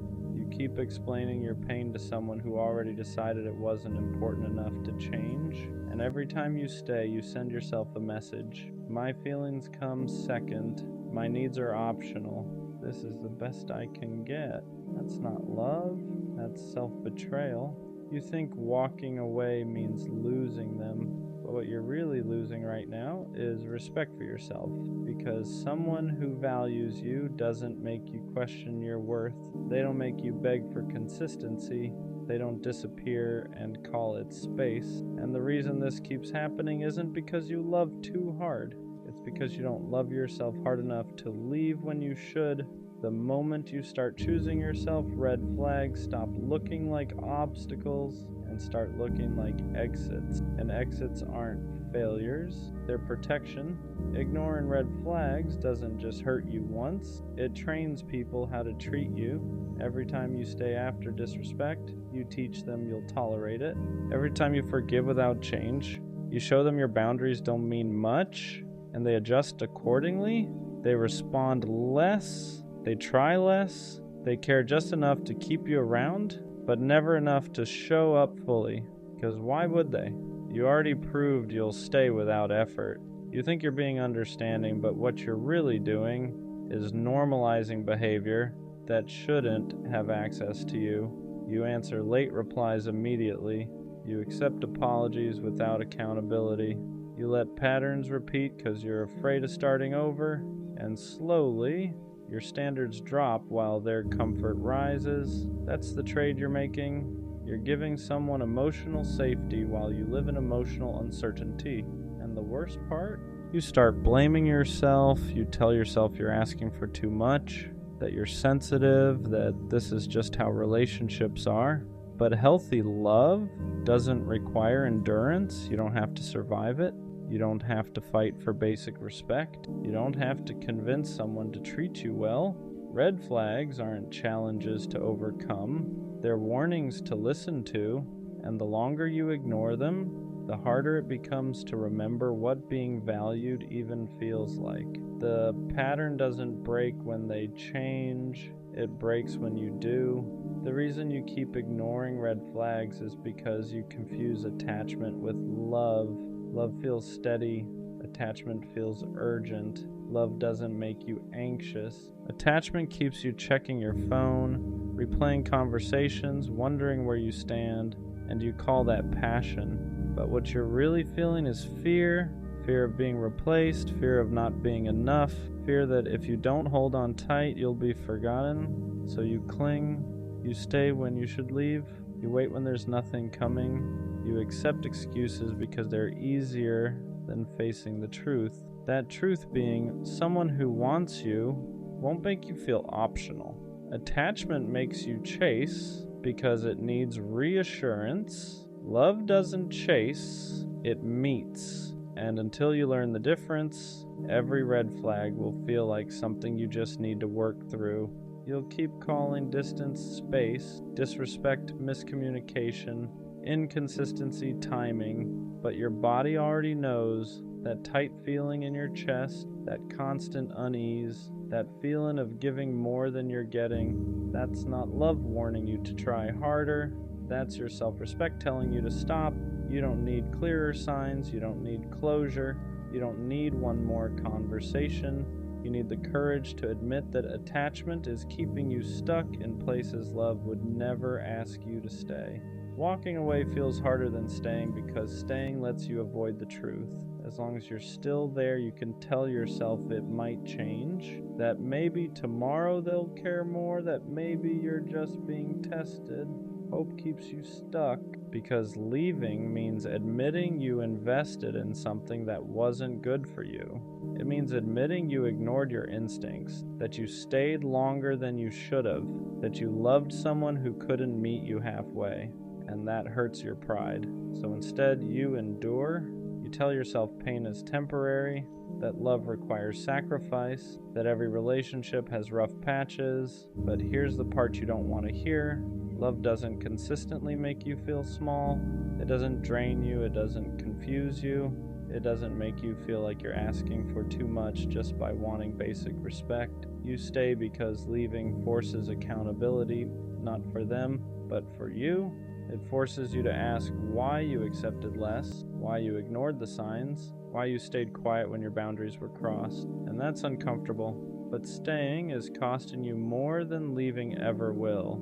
Every day you remain in a situation that disrespects you, you reinforce the belief that this is all you deserve, and that belief is the real damage. Walking away isn't giving up on love, it's giving up on self-betrayal. And the moment you finally choose yourself, red flags stop feeling confusing. They feel obvious. The moment you stop ignoring red flags, everything gets quiet. No chaos, no anxiety spikes, no constant checking to see if someone still wants you. And at first, that silence feels uncomfortable because you're used to confusion, used to emotional ups and downs, used to love feeling like something you have to manage. So when you finally walk away, your brain starts questioning you. Maybe I overreacted. Maybe I should have stayed. Maybe this is just how love feels. But that's just withdrawal. You're not missing them. You're missing the familiarity of the pattern because ignoring red flags wasn't just about them. It was about what you were willing to tolerate to avoid being alone. Now that you've chosen yourself, you start seeing things clearly. You realize how drained you were, how often you made excuses, how little you were actually asking for compared to how much you were giving, and that clarity changes you. You don't feel pulled toward inconsistency anymore. You don't chase mixed signals. You don't feel tempted by people who only show up halfway. Because once you experience peace, chaos stops feeling exciting. You stop romanticizing struggle. You stop believing love has to hurt. You stop confusing anxiety with connection. And here's the biggest shift. You stop trying to be chosen. You start choosing. Who gets access to you? Who gets your time? Who gets your emotional energy? Red flags don't feel like puzzles anymore. They feel like answers. And instead of asking me, can I make this work? You ask, does this protect me? That's when self-respect kicks in.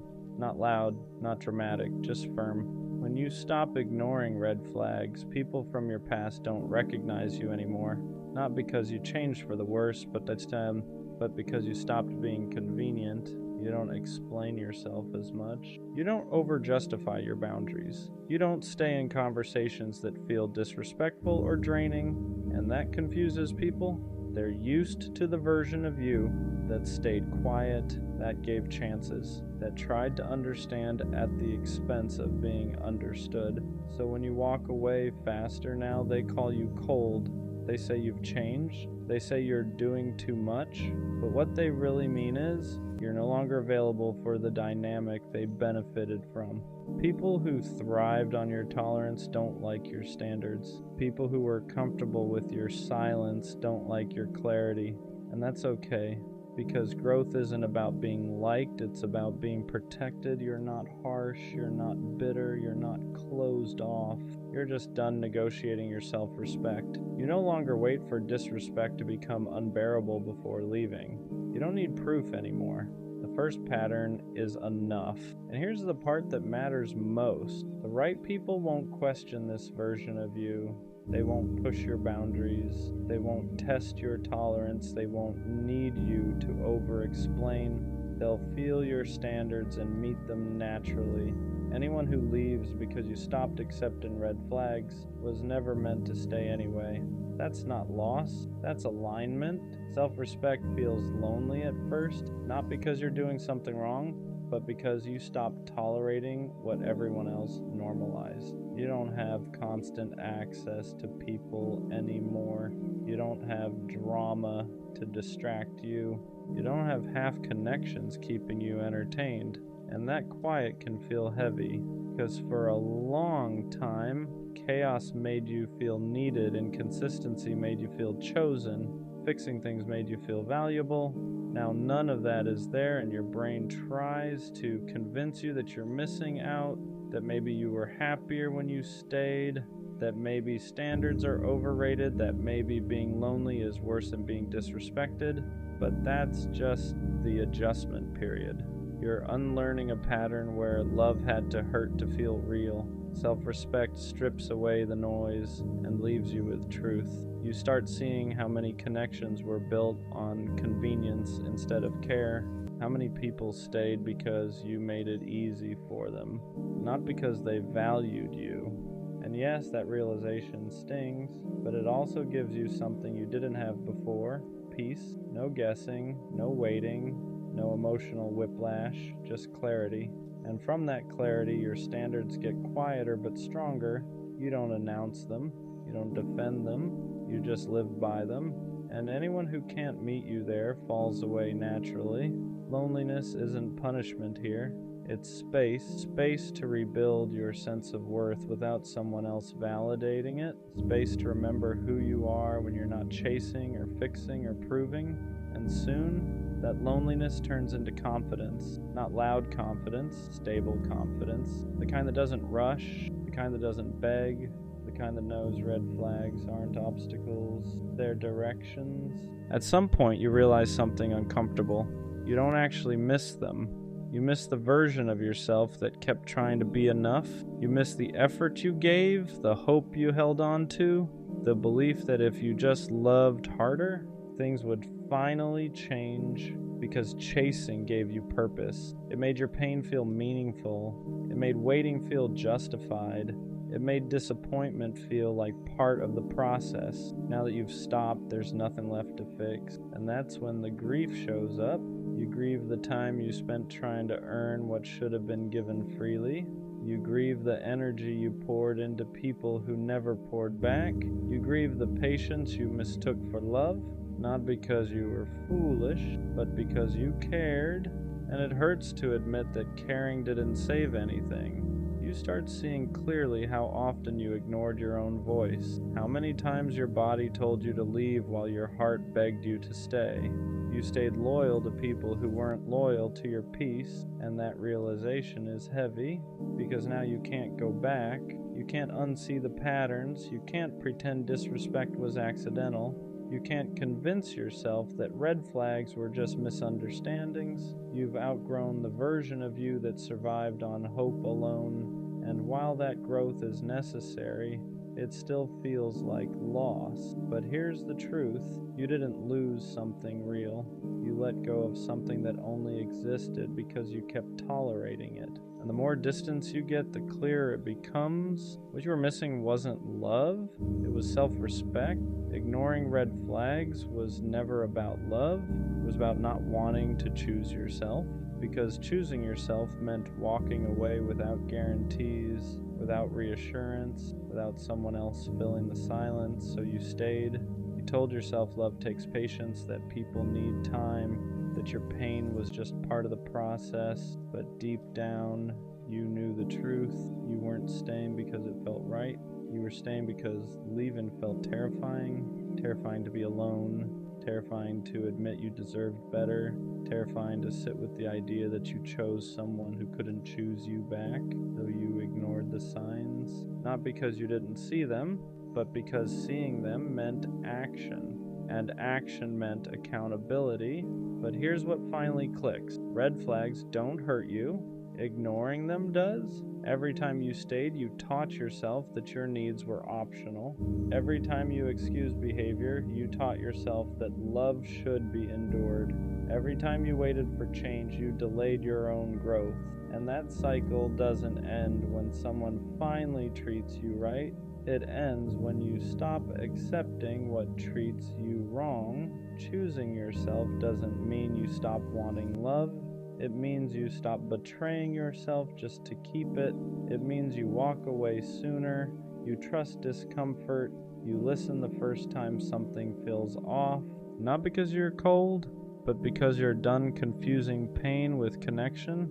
And once you reach this point, red flags don't feel complicated anymore. They feel clear. You don't argue with them. You don't negotiate with them. You don't try to turn them green. You leave because now you understand something you didn't before. Being alone is temporary, self-betrayal is cumulative, and you're no longer willing to pay that price. That's not bitterness, that's self-respect, and that's where the cycle finally ends. I'm romantic. I believe in effort, in choosing someone daily, in love that feels intentional, not accidental, but I'm not naive anymore. I don't confuse chemistry with commitment. I don't mistake words for consistency. I don't fall in love with potential and ignore reality to protect the fantasy. That version of me is gone. Being romantic doesn't mean I overlook red flags. It doesn't mean I excuse disrespect. It doesn't mean I stay just because I feel deeply. It means I love with awareness now. I still want connection, still want intimacy, still want something real, but I'm no longer willing to sacrifice my peace just to keep a feeling alive. I know the difference now between someone who feels good and someone who is good for me. I know the difference between affection and effort, between attention and intention, and I don't chase illusions anymore. I won't romanticize someone who can't show up consistently. I won't soften the truth to protect a story I wanted to believe in. I can be tender and still have boundaries, hopeful and still realistic. Romantic doesn't mean blind. It means I care deeply, but I pay attention. And this time I don't fall in love at the expense of myself. I used to think being romantic meant enduring, staying longer than I should, giving the benefit of the doubt even when doubt was all I felt, believing that love meant patience no matter the cost. That's where it went wrong. I mistook tolerance for depth. I confused hope with commitment. I kept softening my boundaries to protect a version of love that wasn't protecting me. That wasn't romance, that was self-abandonment. Being romantic doesn't mean I ignore patterns. It doesn't mean I wait for someone to become who they promise to be. It means I listen when actions contradict words. It means I leave when effort fades. It means I don't negotiate respect just to keep a connection alive. I still believe in love that's big, in feelings that are deep, in choosing someone with intention. But now, romance has standards. I won't pour into uncertainty. I won't romanticize inconsistency. I won't stay where I feel anxious and call it passion. Romantic love should feel safe enough to be honest, stable enough to be real, mutual enough to last, and if it isn't, I don't try to fix it anymore. Because I can be romantic without being reckless with my heart. Being romantic but not naive changes how you choose people from the very beginning. You don't rush connection anymore. You don't get swept up by intensity. You don't confuse attention with alignment. You let things unfold. You watch how someone shows up when it's inconvenient, how they communicate when things are unclear, how they act when they don't get their way. Because attraction is easy, consistency is not. You stop falling for the idea of someone and start paying attention to how they actually treat you. Do they follow through? Do they respect your time? Do they show curiosity about your inner world? Or just enjoy how you make them feel? Being romantic doesn't mean you stop feeling sparks. It means sparks aren't enough anymore. You want safety with the spark, effort with the chemistry, clarity with the feelings, so you slow down, not because you're scared, but because you value yourself too much to rush into something unproven. You let people reveal who they are without trying to fill in the gaps for them. And if something feels off, you don't romanticize it. You listen, because the right connection won't need you to ignore yourself to keep it alive. Being romantic without being naive means I still believe in love. I just don't chase it blindly anymore. I don't force connections. I don't convince people to choose me. I don't stay where effort feels one-sided and call it patience. I let love meet me where I am. If someone wants me, I won't have to guess. If someone cares, I won't have to ask repeatedly. If something is real, it won't require me to ignore my instincts. I still believe in late night talks, in choosing each other, in building something meaningful, but I don't sacrifice clarity for intensity anymore.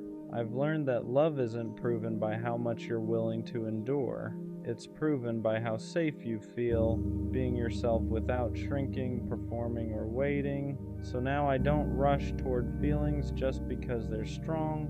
I let actions catch up to words. I let time reveal truth. I let consistency do the convincing. And if someone can't meet me there, I don't make it mean love is dead. I just understand that not every connection is meant to last. I can still be soft, still hopeful, still romantic. I'm just no longer willing to lose myself for the sake of a feeling. Being romantic, not naive, changed what I tolerate. I don't excuse inconsistency anymore. I don't sit with confusion and call it giving things time. I don't ignore the feeling that something is off just because I want it to work. Before, I'd stay and explain. I'd adjust. I'd wait. Now, I observe.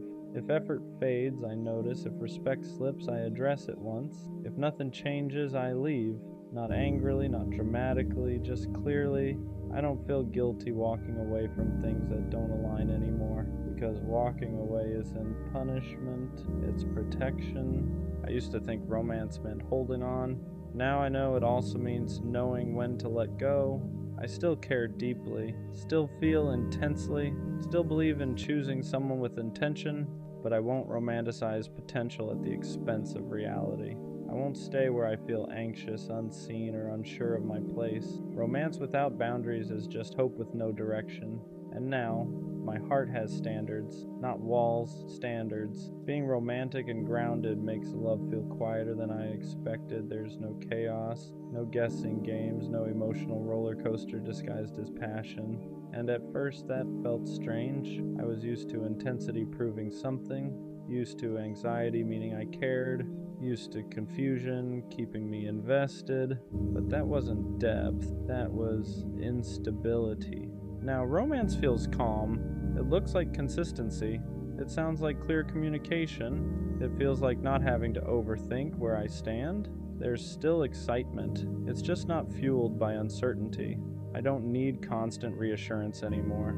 I don't need dramatic gesture to feel chosen. I don't need to be chased to feel wanted. Because when something is real, it doesn't keep you on edge. Being romantic doesn't mean I crave fireworks every moment. It means I value safety with the spark, peace with the passion, connection that doesn't cost me my balance. And the biggest shift, I don't mistake calm for boredom anymore.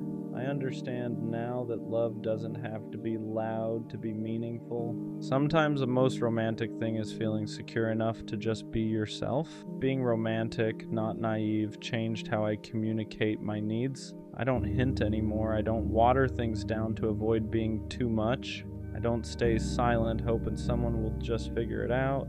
I say what I need, not aggressively, not defensively, just honestly, because needing clarity isn't pressure. Needing consistency isn't insecurity. Needing effort isn't asking for the world, it's asking for alignment. Before, I was scared that speaking up would push people away, that if I asked for more, I'd lose what I had. Now I understand something important. If honesty scares someone off, they were never meant to stay. I don't over-explain myself anymore. I don't apologize for having standards. I don't negotiate my needs to make someone comfortable. Romance doesn't mean silence. It means trusting that the right person won't feel threatened by clear communication. They won't call it drama. They won't call it too much. They won't make you feel guilty for wanting to feel secure. They'll listen, they'll respond, they'll meet you where you are. And if they don't, I don't take it personally, because being romantic, not naive, means I'd rather be understood slowly than misunderstood forever. Being romantic with boundaries filters people out quietly. You don't have to test anyone, you don't have to interrogate intentions, you don't have to force clarity. You just stay consistent with who you are, you show up honestly, you communicate clearly. You don't overgive to keep someone interested, and that alone does the work. People who only wanted attention get bored. People who thrived on ambiguity get uncomfortable. People who wanted access without effort slowly fade, and you let them, not because you stopped caring, but because you stopped chasing. Being romantic, not naive, means you don't audition for love anymore. You don't prove your worth. You don't compete for consistency. You don't bend yourself to be easier to choose. You let people meet you where you stand, and the ones who can't, they remove themselves. That used to scare you. Now it reassures you, because the right connection won't need you to lower your standards to keep it alive. It will rise to meet them. And the most romantic thing about that, you don't have to lose yourself to find love anymore. I still believe in love. That part never left. What changed is who I trust first. I believe in myself now. I trust my intuition when something feels off. I trust my boundaries when they need to be held. I trust my heart without handing it over blindly. Before, I believed love required risk at any cost, that you had to jump first and hope someone caught you. Now I know better. Real love doesn't ask you to abandon yourself. It doesn't punish you for being honest. It doesn't require you to doubt your worth to keep it alive. Being romantic, not naive, means I still dream. I just don't disappear into the dream. I don't ignore red flags to protect the fantasy. I don't silence my needs to keep someone comfortable. I don't romanticize suffering and call it devotion. I let love add to my life, not destabilize it. And the biggest shift of all, I don't fear losing love anymore the way I used to, because I know I won't lose myself trying to keep it. That confidence didn't come from love finding me. It came from me finally standing with myself. Being romantic, not naive, means I didn't lose my softness. I refined it.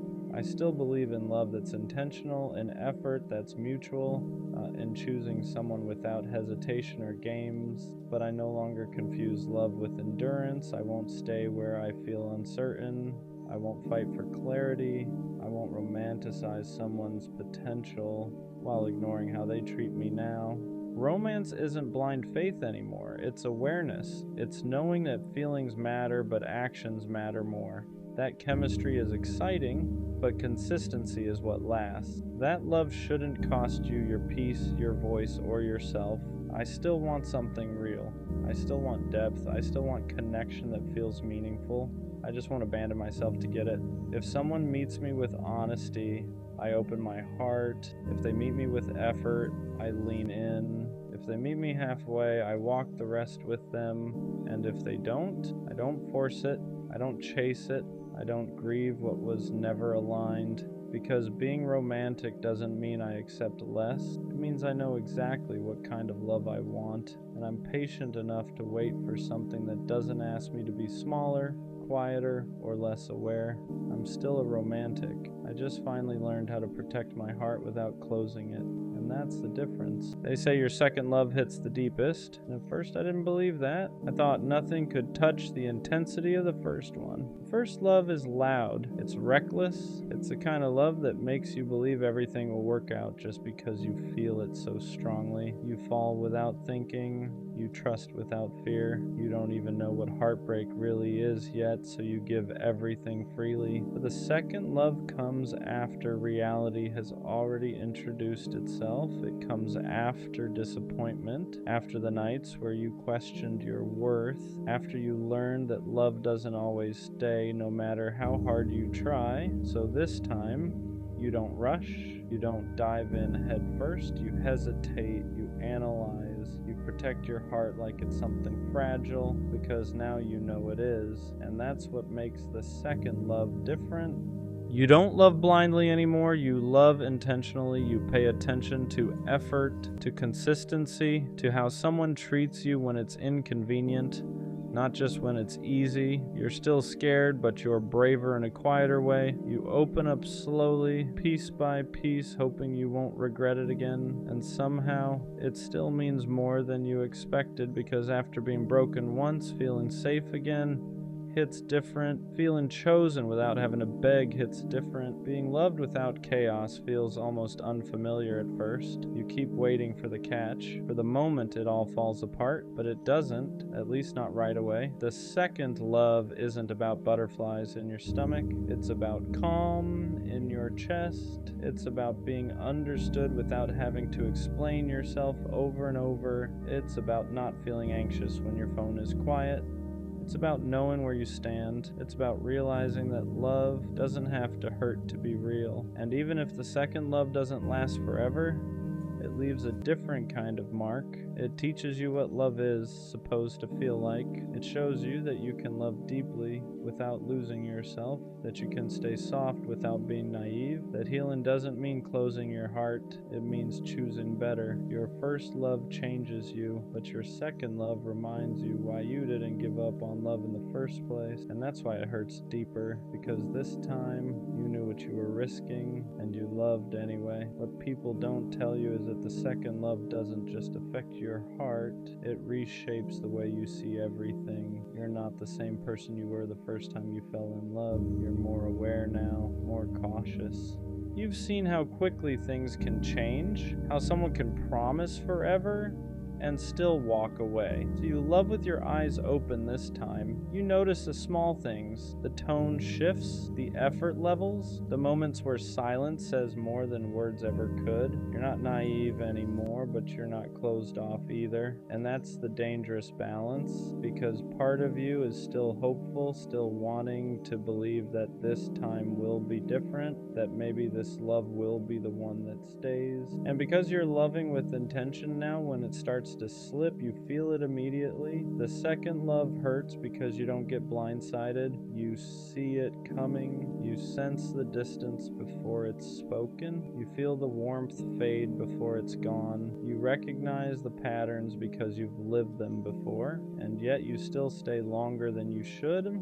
Not because you're desperate, but because you understand love better now. You know relationships aren't perfect. You know people struggle. You try to be patient. You try to communicate. You try to fix instead of flee. That's what makes it cut deeper when it ends. Because you didn't love blindly. You loved consciously. You loved knowing the risk. The second love doesn't shatter you the way the first one does. It doesn't leave you confused about what went wrong. Instead, it leaves you quietly exhausted. You don't cry as loudly. You don't fall apart as dramatically. You just sit with this heavy realization that sometimes, even when you do things the right way, love can still end. And that's a different kind of pain. It's the pain of knowing you grew, healed, and tried again, and still didn't get the ending you hoped for. But it's also the pain that proves how strong you've become, because even after everything, you are still capable of opening your heart again. That matters more than you think. The second love stays with you in quieter ways, not as chaos, not as obsession, but as reflection. It makes you look at yourself differently, at the way you love, at the boundaries you set, at the parts of you that grew stronger and the parts that are still tender. You don't replay every moment wondering what you did wrong like the first time. Instead, you replay moments wondering how something that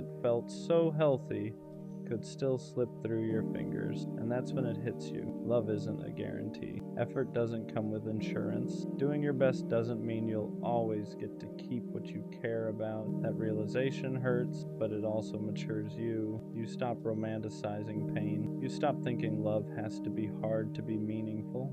You stop chasing people who can't meet you where you are. The second love teaches you discernment. It teaches you that chemistry isn't enough, that timing matters, that two good people can still be wrong for each other in that moment of life. And accepting that is one of the hardest lessons there is. You don't come out of it bitter, at least not if you're honest with yourself. You come out clearer. You know what you want now, what you won't tolerate, what you deserve without needing to explain it to anyone. And even though it didn't last, it didn't fail, it served its purpose. It showed you that love can feel safe, that connection can be calm, that you don't have to lose yourself to be close to someone. The second love doesn't destroy your belief in love, it refines it.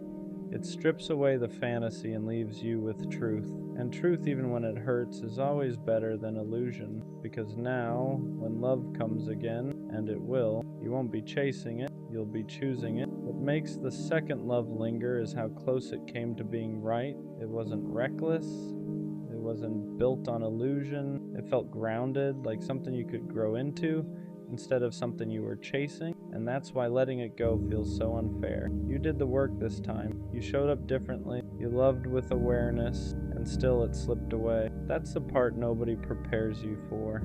You start asking quieter questions. Not why wasn't I enough, but why wasn't this the right time? You realize that love isn't just about effort or intention. It's also about alignment, about two people being ready in the same season of life. And sometimes, no matter how real it feels, the timing just isn't there. The second love teaches you that endings don't always come from betrayal or lack of care. Sometimes they come from growth pulling people in different directions. From life demanding things one person is ready to give and the other isn't yet. And that kind of ending hurts because there's no villain to blame. You don't leave angry, you leave understanding, and that understanding weighs heavy. But here's the quiet truth. The second love doesn't close your heart, it strengthens it. It proves you're capable of loving again without losing yourself. It shows you that healing worked, that you didn't harden, that you didn't shut down. You took the risk again, knowing how badly it could hurt, and that courage matters because love isn't measured by how long it lasts. It's measured by how honestly it's given, and the second love is often the most honest version of you. Not perfect, not fearless, but real, and that's something no ending can take away. The second love changes how you carry yourself afterward. You don't walk away shattered, but you don't walk away untouched either. There's a quiet shift in you. You become softer in some places, stronger in others. You learn how to sit with loss without letting it turn into bitterness, and that balance takes time. You notice how you move differently now. You're slower to give access to your heart, but not closed. You're more honest about what you need, even if it risks someone leaving. You no longer stay silent just to keep the peace, because the second love taught you that losing yourself slowly is worse than losing someone quickly. You also learn that closure doesn't always come from a conversation. Sometimes it comes from acceptance, from realizing that you gave what you could with what you knew at the time, that both of you tried in the ways you knew how, and that an ending doesn't erase the good that existed. The memories don't hurt the same way anymore. They don't stab, they ache, and even that ache becomes familiar, manageable. It reminds you that you once felt safe with someone, and that means you can feel that way again. Maybe not with them, but with someone else someday. The second love doesn't leave you afraid to love again. It leaves you prepared. You know what to look for now. You know the difference between attention and effort, between chemistry and compatibility, between wanting someone and being ready to build with them. And when love finds you again, because it will, you won't be chasing the feeling. You'll be recognizing, calm, mutual, grounded, something that doesn't ask you to prove your worth or question your place. That's the quiet gift of the second love. It doesn't stay forever, but it stays with you in the way you love next. There's a moment after the second love ends where you realize you're not angry anymore. Not at them, not even at yourself. You're just tired. Tired in a way that only comes from caring deeply and trying your best. And that tiredness forces you to slow down and actually listen to yourself. You start asking different questions now. Not, how do I get them back? But why did I stay when I felt myself shrinking? You become more aware of the moments you ignored your intuition, the times your body knew before your heart was ready to admit it. And instead of beating yourself up for it, you start forgiving yourself for being human. The second love teaches you that loving someone doesn't mean abandoning yourself. That compromise shouldn't feel like self-erasure. That consistency matters more than intensity. And that someone can care about you deeply and still not be capable of loving you in the way you need. You also realize something else that's important. Just because a love ends doesn't mean it failed. Some connections are meant to show you a version of yourself you didn't know existed, a braver version, a more open version, a version that learned how to communicate, how to trust again, how to be vulnerable without losing control. And that version of you doesn't disappear when the relationship ends, it stays.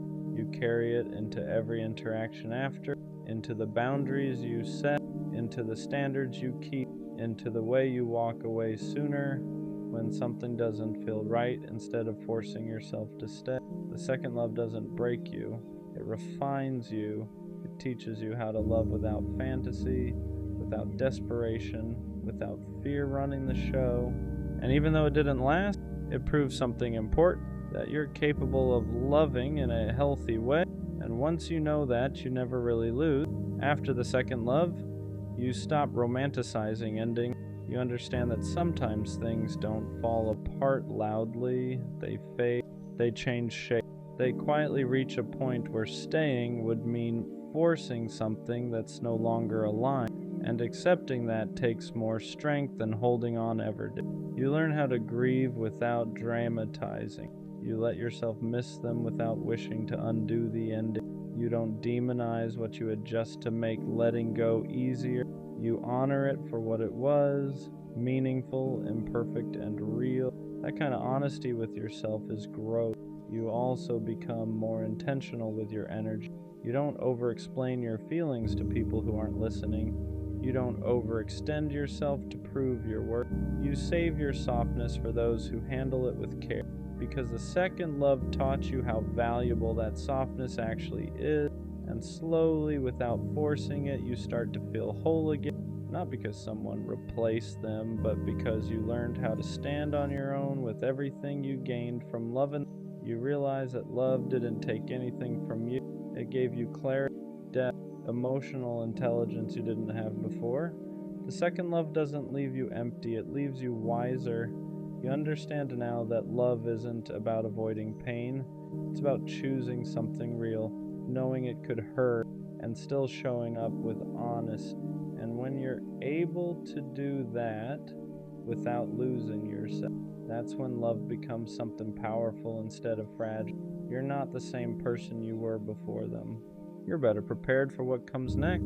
The second love stays with you not as pain, but as proof that your heart didn't close after being hurt. Proof that you didn't let fear turn you cold. Proof that even after disappointment, you were still willing to try again. And that matters more than whether it lasts, because the goal was never to avoid heartbreak forever. The goal was to love without losing yourself. And the second love showed you that you could do that. You could be open without being reckless, vulnerable without being naive. You learned how to love with balance, and one day when love comes again, you'll feel the difference immediately. It won't feel rushed, it won't feel heavy, it won't feel like you're walking on eggshells or trying to prove your value. It'll feel mutual, steady, easy in a way that doesn't scare you. You won't be chasing a feeling anymore. You'll be choosing a person, and that's the quiet beauty of the second love. It doesn't promise forever, it prepares you. It teaches you that love doesn't need to hurt to be meaningful, and that peace is just as powerful as passion. So if your second love didn't last, don't mourn it like a failure. See it for what it really was. A turning point, a lesson, a reminder that your heart is still capable of real connection. The first love opens your heart. The second love teaches it how to stay open. And whatever comes next, you'll be ready for.